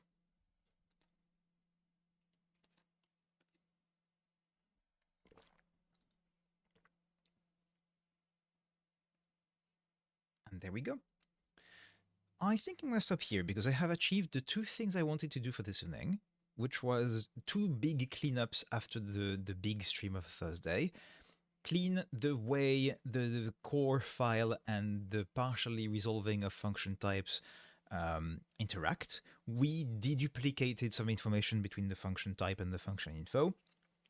We've cleaned pretty significantly. We deduplicated the analysis of function type and function returns between them. We made the interface of core and the callback to core for analysis a lot cleaner. Like a lot of things are a bit better now with this. And the second change was cleaning.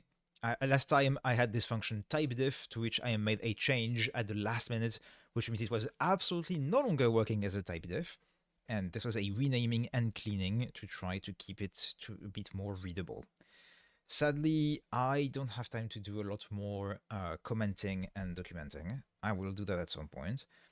One thing I want to do quickly to make sure, although it is a risk it might make things last longer, I want to go back at what we had here. We had this A1 generic function here.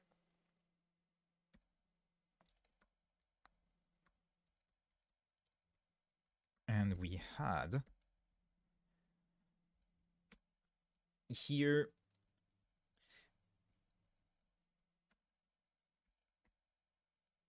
we have here a function that uses it and forces its instantiation despite the fact that it's defined here and references things that are not imported, checking for scope, and for symbols.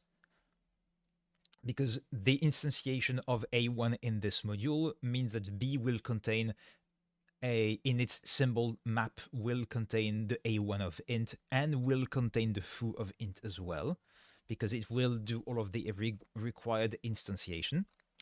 And here we have B1 that will force an instantiation of B2, which will force an instantiation of B3, which is recursive. And this will check everything about function instantiation, about function type resolving, and so on. So let's check this again. Aha.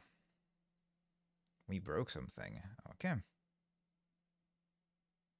So while analyzing B,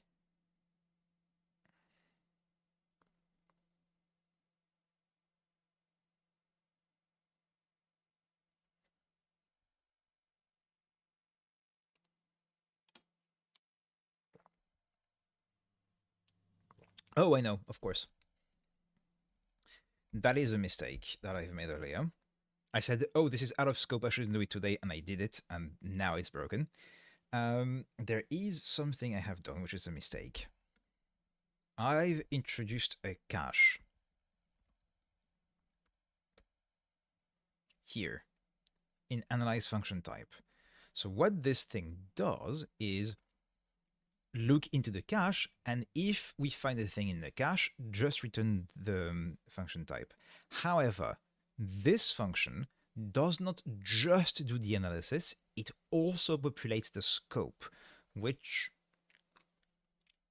a bit of a side effect, but it makes sense, I suppose, because this needs to be set for the rest of it to work anyway.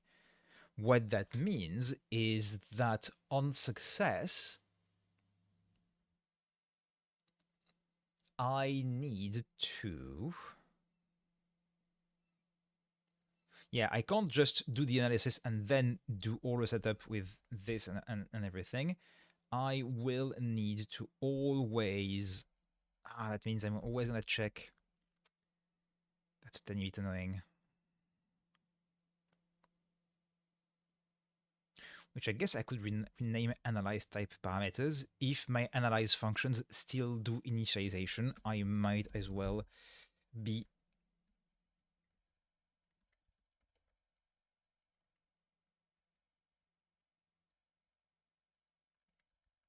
consistent.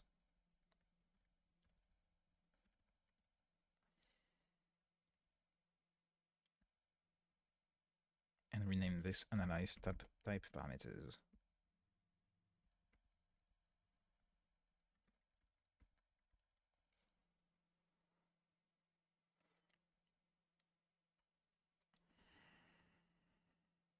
And this does set it in the current scope always. Okay. Yeah.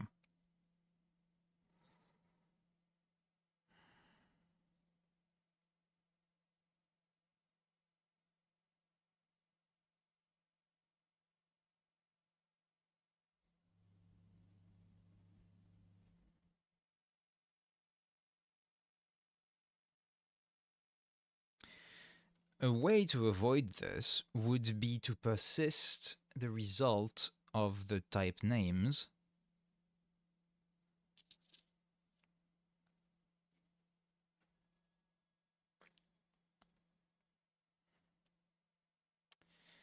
would be to persist it in the resulting function type.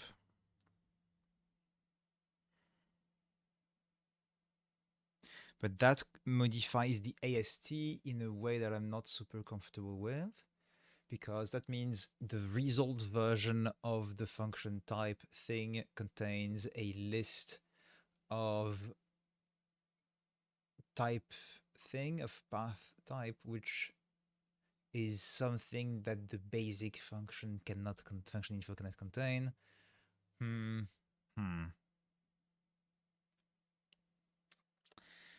Yeah, I think this is something I will do at some point, but this is something I don't need to do yet.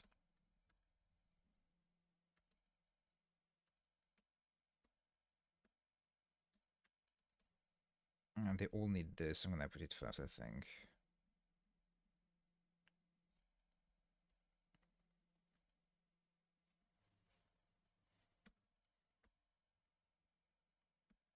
Okay.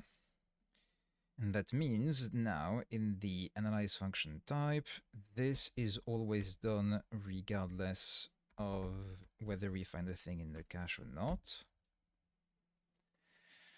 And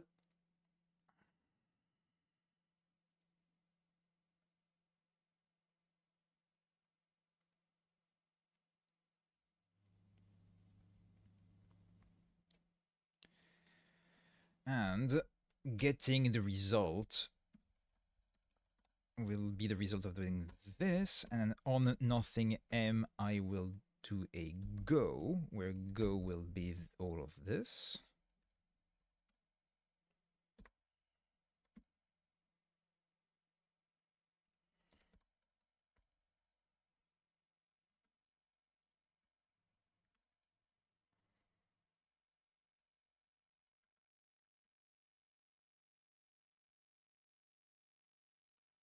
Which I can actually rewrite as a for fun return.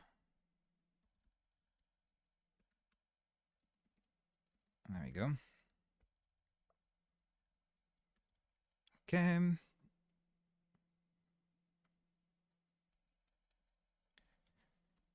And this one becomes done here.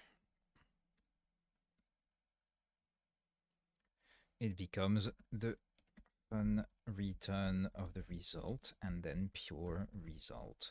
So the only thing is, this will do checks that are not cached because we can't cache their result, which is not the end of the world. Okay.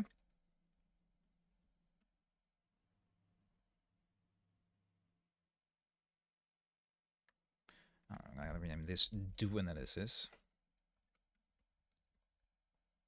rather than go, because it doesn't need, it's not recursive, it doesn't need a short name like this. Okay.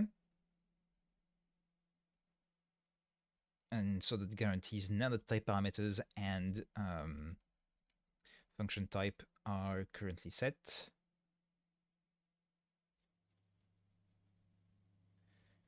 Don't I?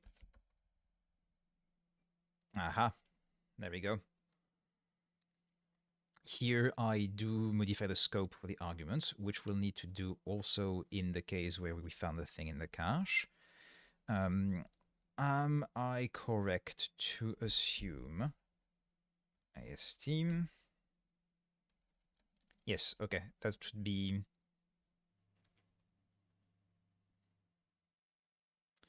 That's a path info. That's not what I want, I think.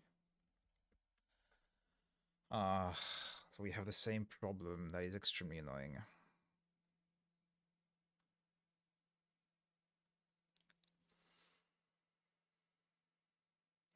That's fine. That's fine. That's fine. That just means we need to do here a... we thought caching a result would be annoying. fun args of the result. And for each, we will get the arg name and the resolved type. And for each of them, what we will do is let resolved role equal this, and then modify the current scope, which here I will. And since, yeah, no, I think it's better to leave it this way, which is a tiny bit of a duplication from here, but that's not the end of the world. Okay. Again, that's because we can't cache those things as part of the analysis of the function type. If I were to modify my AST so that we have slightly different types in the output, I could cache that, and I would therefore be able to use them directly without having to do this kind of thing. But oh well, that's more work for another time. The cleanups we've done this evening still remain even with this change.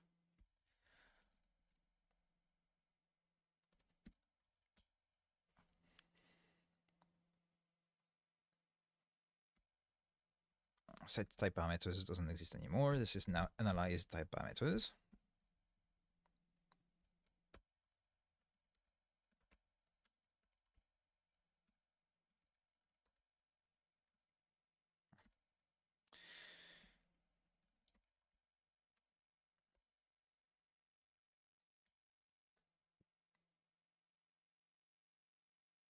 Okay, name and its scope. Module fun types.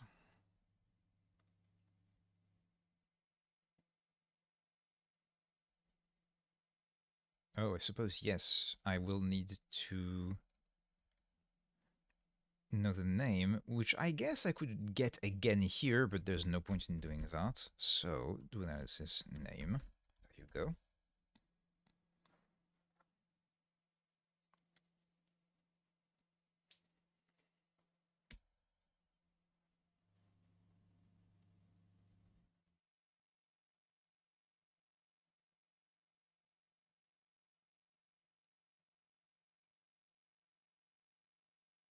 Oh, why is this?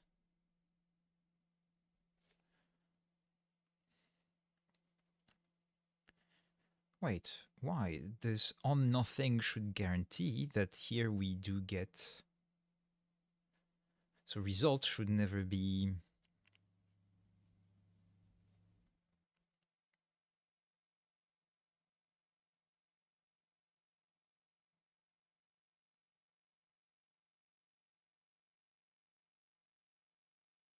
Oh, of course. I have something named fun return in scope because of this, of course. Ha, annoying. Means I will need to be explicit. This is the fun params of the info. This is the fun return of the result. Oh, and do analysis will require the info as well. No, it doesn't. It has access to it from this. Okay. Which means any underscore fun here. Here, however, I could do function type equals info and decompose them for the rest of this function. Okay.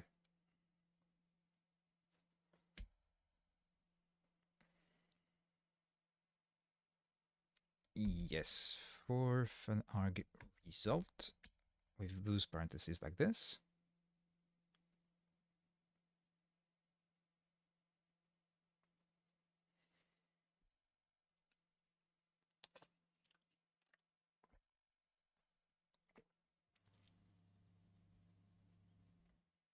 Okay, this compiles. Okay, test pass. Let's go back to A and B. And let's see, now this compiles. So, in the symbols of A, I should have a thing that prints. Oh, yes, okay, there we go. So A contains definitions for A1, foo, and that's it. Because that's all there is in it. It doesn't contain any symbol because both of those things are generic and therefore not instantiated, and not instantiated by the file. But it contains a definition of two generic functions available for other modules, a1 and foo. B contains a definition of b1, b4, foo, which is the struct there. Contains the definitions of b2 and b3. That makes sense. For the symbols, it contains b1, which makes sense. That's a non-generic function. It contains a symbol for a foo parameterized by b foo. So it contains the symbol for this generic function with the parameterized by this struct. So it has instantiated the function correctly. It contains b2 instantiated for int as a symbol as well, because here b1 instantiates b2 with int. Perfect. And b3 of int is also instantiated. Okay, a1 with b is there as well. Aha, but I don't see. Oh no, b3, not perfect. It's there. b2 and b3, they're both there. Perfect. And it contains two generic functions, b2, b3. We are back to having something that works. Okay, and let me just check that we do have a few things still working. If I do this, for instance, this should work. The type will still be inferred correctly. Perfect. But if I do this, however, it should refuse to compile. It does. And the error we get in the function name...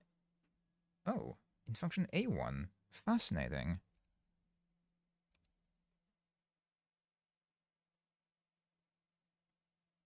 Why do we get an error in function A1?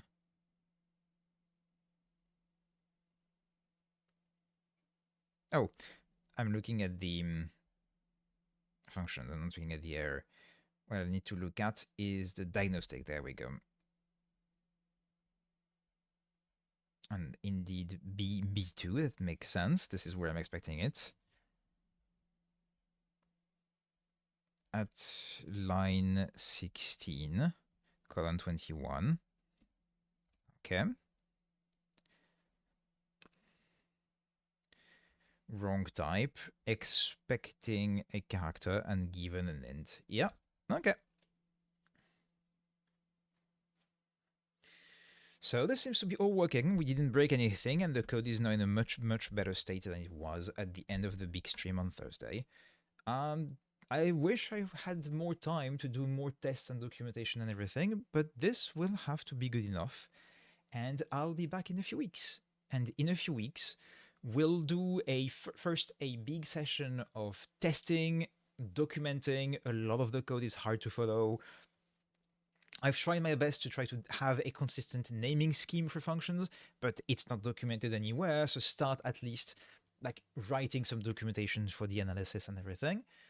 And when we are done, when we go 2 weeks of streams, depending on documenting, testing, cleaning, we move on to the IR generation, which is we're done with the analysis. It's a pretty big step.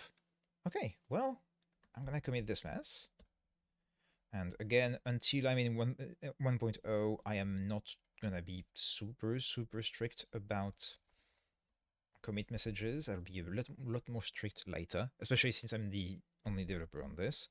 This clean core function API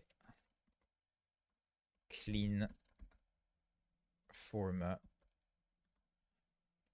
type diff. That's the gist of what we've done this evening. And I push that. Oh, I think I do have an error on GitHub with some of the tests not passing, and I think it's purely a formatting issue. Let's have a look.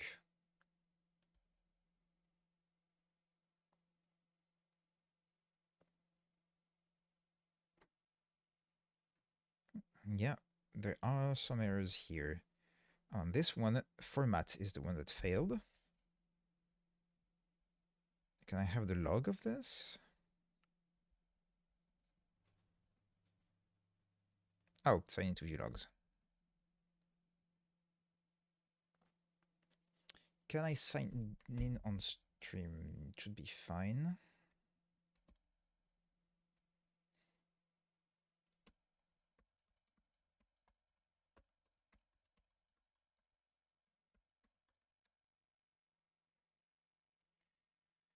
The problem is that if I sign on stream, you will see my my phone. You will see my second factor authentication. Let me just hide my screen for a second while I do that. That is correct. Now this requires back in 1 second.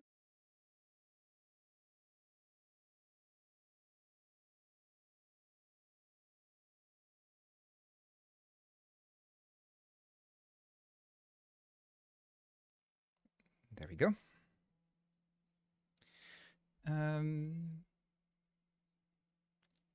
Check annotation, excuse me, what do you mean?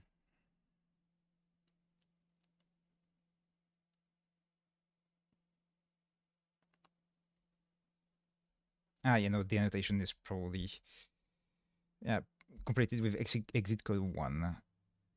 Conflict between edits. Huh.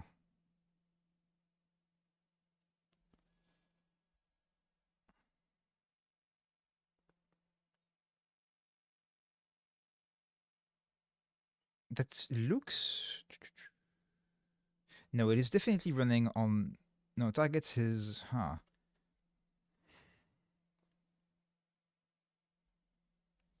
I'm not sure I understand what this means. Because that's a exception in stylish Haskell. Fascinating. Not sure this is actually my fault then. Let's see if the job worked for the last push. It did not.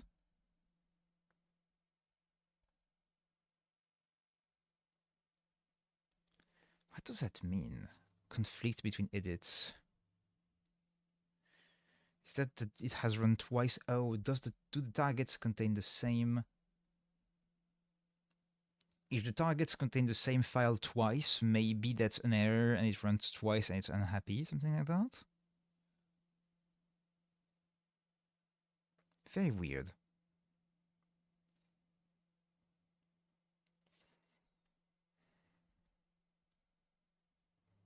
I could just try to see my Git is clean. If I do a find,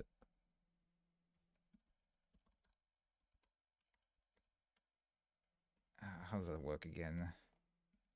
There is a git command to list things. Which one do I want?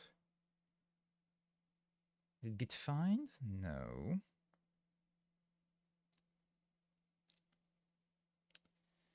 I thought git ls existed, but that must be wrong.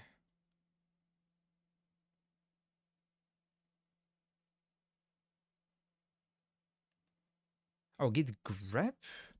Well, git grep would be grepping the content, isn't it? I want the file names. Is it git? No, not git work tree. That's different. Is it git work tree? Oh, ls files. Thank you. That's what it is.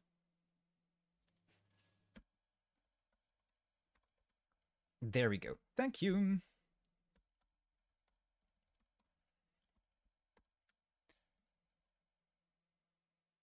There's no...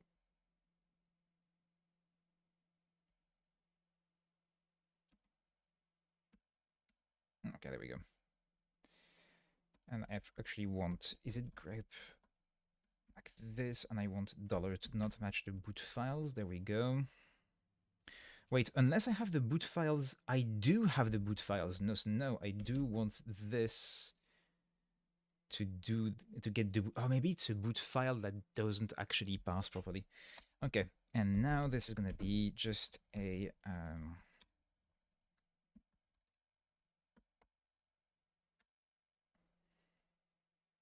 Aha, and indeed, I reproduce the problem here locally. That is fascinating. Can I do this instead? For a file f in this nonsense. Do echo.f, and then stylish Haskell the file. Done. That way we will know which one is a problem. It is parser.hs. Extremely interesting. What is wrong with parser.hs? Oh, wait.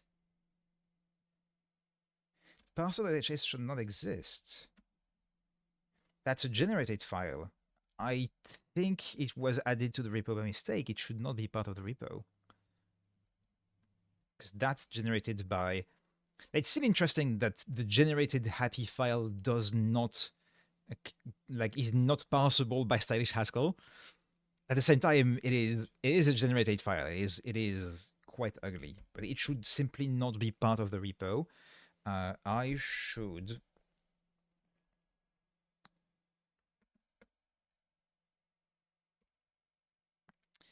That is, in stages parsing, I should put a git ignore here,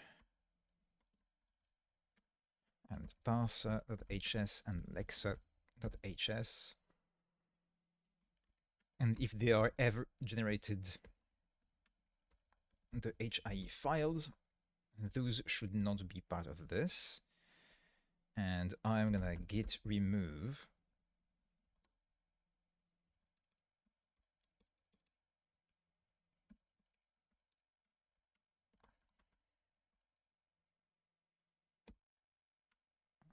okay. Check that it still compiles because the file is still generated at runtime, at compile time properly. That it didn't even need it. I think it was generated when I did. I do believe you can, yeah. And I can try because now it is removed from the thing. Remove auto generated file. I think it was generated when I did some manual tests of the parser, and it was generated to be introspectable, and I added it to the repo by mistake. And now if I go back to stages parsing and I try parser.hs and I write it and now it exists, it should not show up in this. It doesn't show up in this. Oh, but the git ignore, despite being used, does not. So I need to add the local git ignore and amend my last commit. Okay.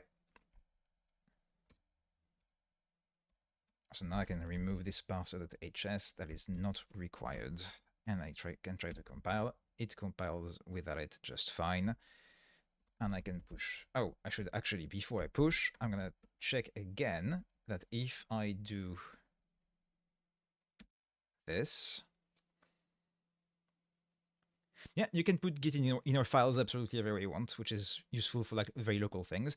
And now it passes. Perfect. Which means now I can go back to... Oh, did I break my... I might have broken...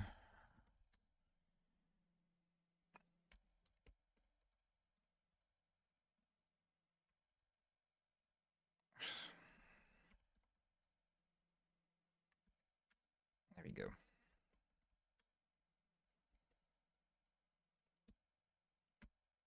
Although here I am just doing a push, nothing too complex. And now I should be back to having...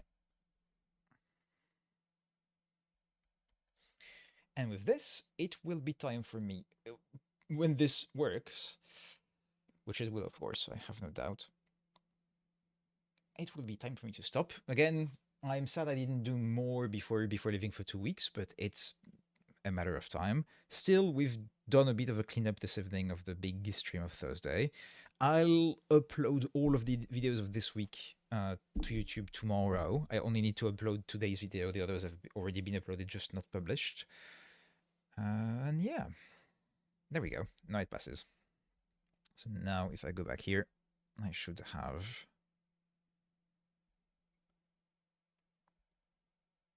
dev build is passing, and I am indeed live on Twitch. This thing works. I had actually never tested it. Okay, and yeah, that's gonna be it. Thank you for tuning in, and I will see you all back in a few weeks. And again, back in a few weeks, I'll take 1 or 2 weeks to just do a big cleanup, documentation, testing, making sure that after this month and months of on the analysis, we have something that is um, understandable by someone who's new to the code, because this is a pretty significant chunk of code that we've written here before moving on to the lowering to AR, which will also be long and complicated. I'm curious actually to have a look at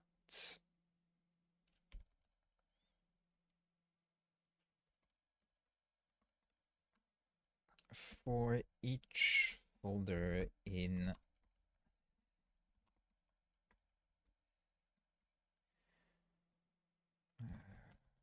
what's gonna be.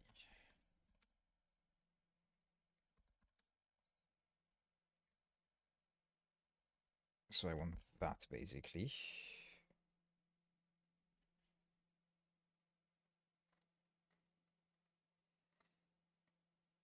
No, no, that's not what I want. I want the other one. This I will want.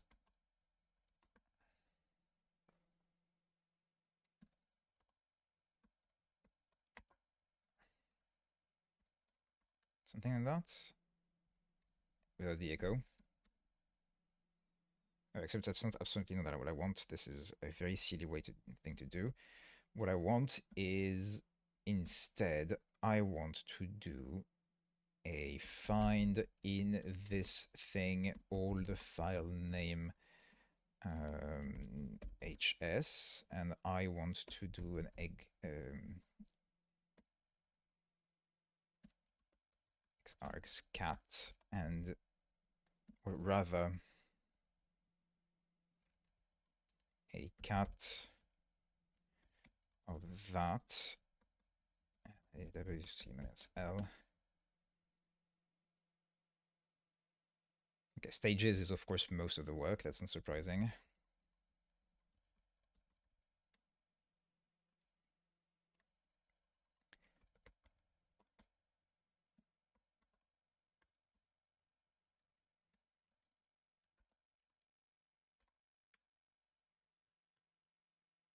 Yeah, the assembly was 208 lines of code all combined. The parsing is 172 lines of code all combined. Of Haskell code, the parser has a bit more still. The analysis is 2,000 lines of code.